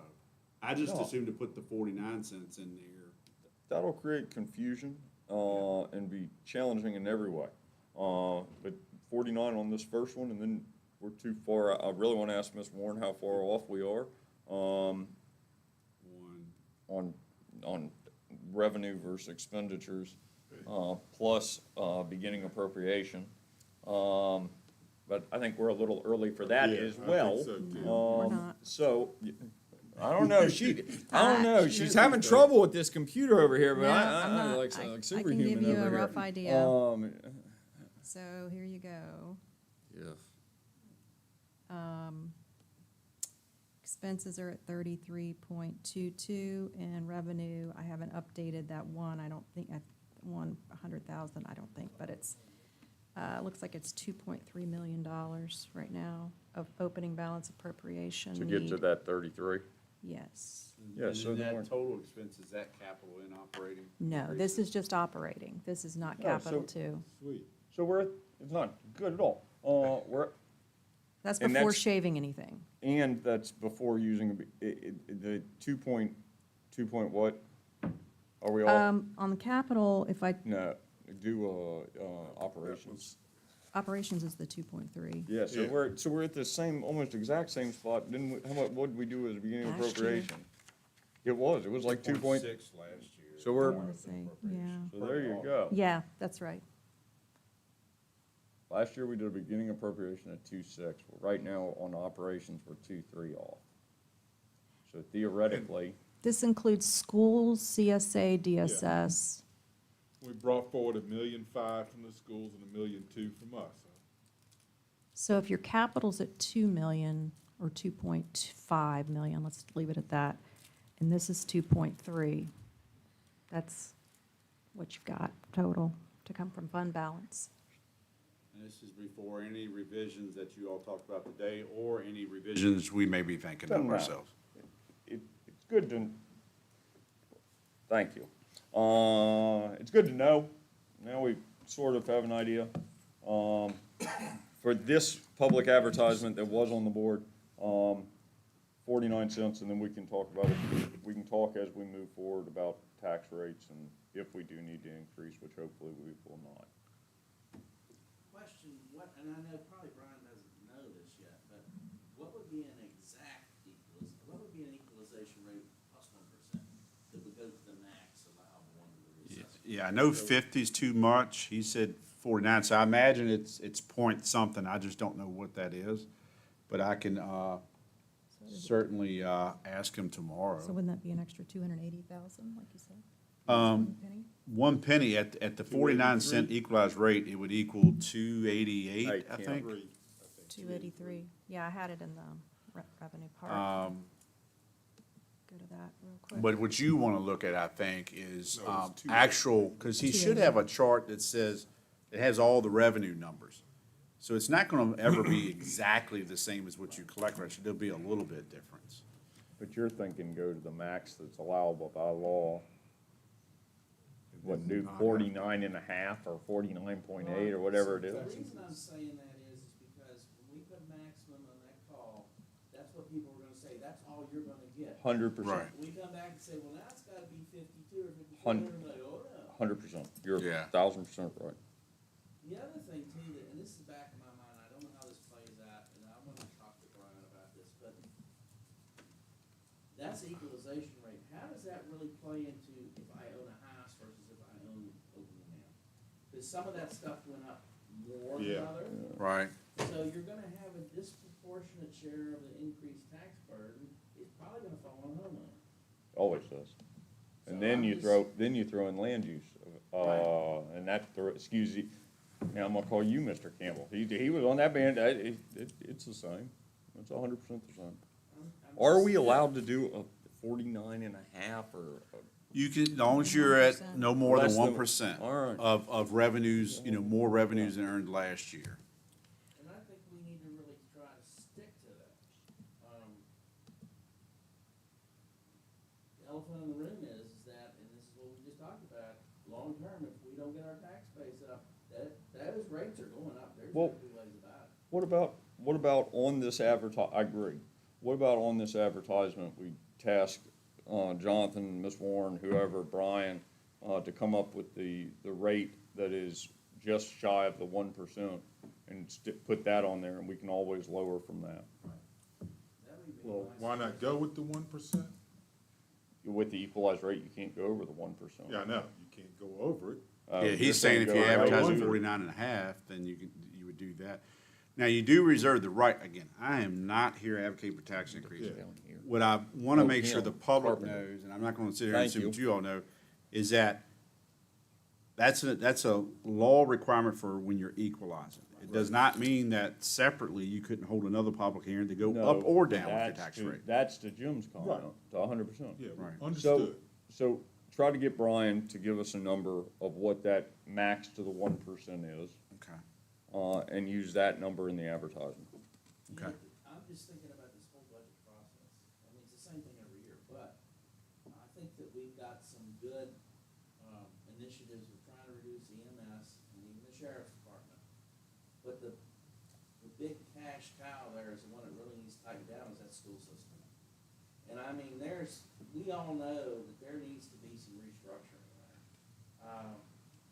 How much how much control we have over that is limited. But I really feel like that long term, that's what we've got to really get a handle on is that school system. Now, whether that happens or not, that's Yeah. another issue, but doggone it, there's a lot of inefficiencies there.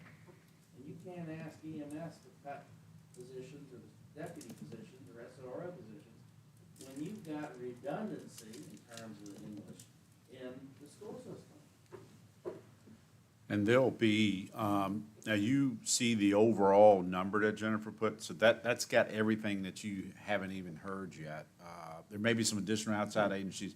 There's Carpenter. more county Yeah, departments. we'll do it in here. There's a couple, I think, PTEs or PTE to FTE recommendations. So all that you still have to review and make decisions, as well as we'll have some administrative revisions. Yeah, All my, right. my biggest concern as the finance director is our expenses are up 6.8%, but our revenue's only up 1% right now. So that's, we gotta, and we're gonna trim, we know that. But I don't wanna see us kick the can down the road, because we know expenses are gonna go Pretty up big every gap. year. And that goes to the report you gave the other night, Jim. It's, 4.5 revenue, 4.96 expenditures. Yeah, so that highlights your point.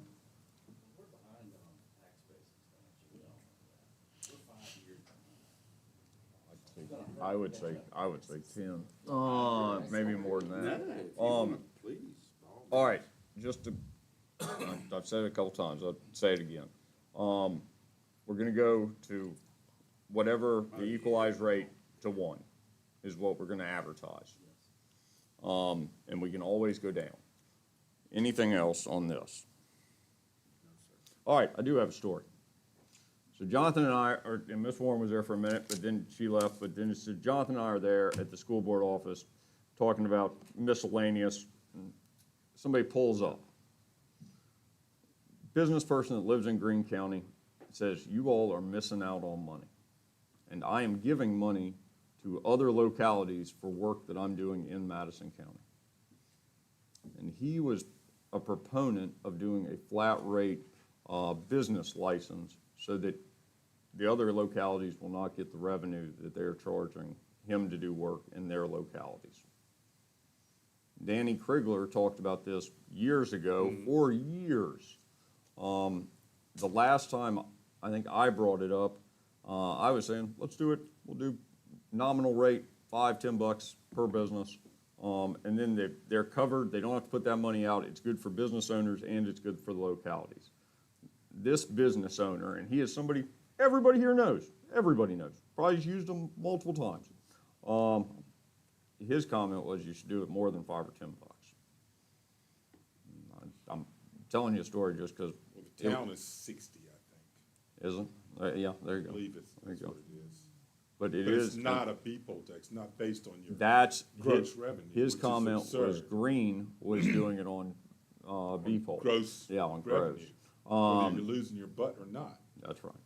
He talked about other localities that have flat rates. I've always looked at it, it is a tax. There is no question about it. You're taking money from citizens, it's a tax. I did think it was interesting coming from a good business owner. I mean, a really, really good business owner. Something to take into consideration. But that's all I got. Well, the other thing, aspect of that is,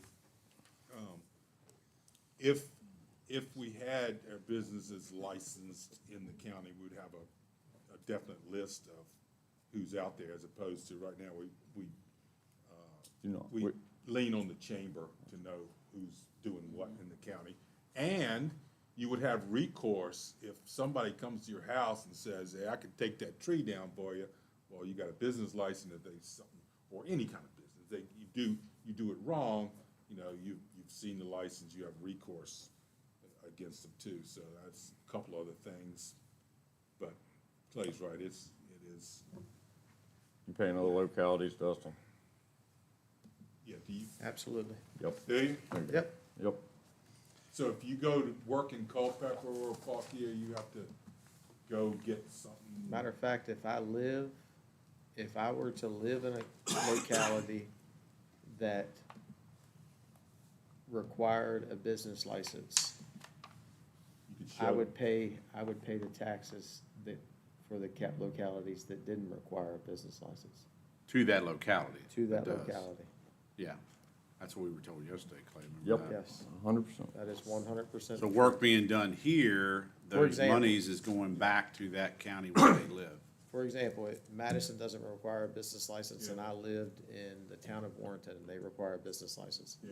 I pay taxes for the work that I did in Madison because they don't require a business To license. Fauquier. Yes. All right.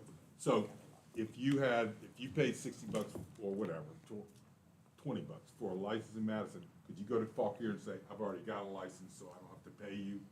And as far as I'm concerned, it's passed on to the consumer. And if it took the burden off of 100%. residents, I don't have a problem with it. Financially, but also how much time does it consume of yours to go to Fauquier to get a license every time you wanna do something? I'll bet. It's an annual license, it's just renewed. And I'll bet you can do it online too, can't you? Yes. Yeah. I see. But still, look at the savings to each individual business owner and the potential that that could cause them to, and we saw your report saying taxes are not a heavy reason to locate, except in California. There's one that would actually play and would directly hit in a positive way and increase revenue in Madison County. We were standing outside the school board office, and he points right at the school. He's like, "Man, it looks like your facilities need a little bit of help, huh?" And no, they're doing great. Pay attention to the birds flying in and out of the window. I can tell you, as a citizen and as a business, I'd gladly write the check out of my business than as a citizen. Yeah, that's right. 100%. Okay. I throw farms in the same group. I'm sorry, I look at it as a business. Yeah. That's it. Anybody else have anything? Public comment. Well, welcome, fellas. Did anybody watch us at all?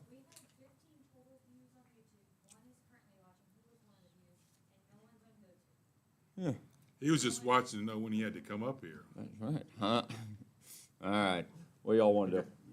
Move to adjourn. Motion made and seconded. Further discussion? Hearing none. All in favor, signify by saying aye. Aye. Opposed, same sign. Thank you all.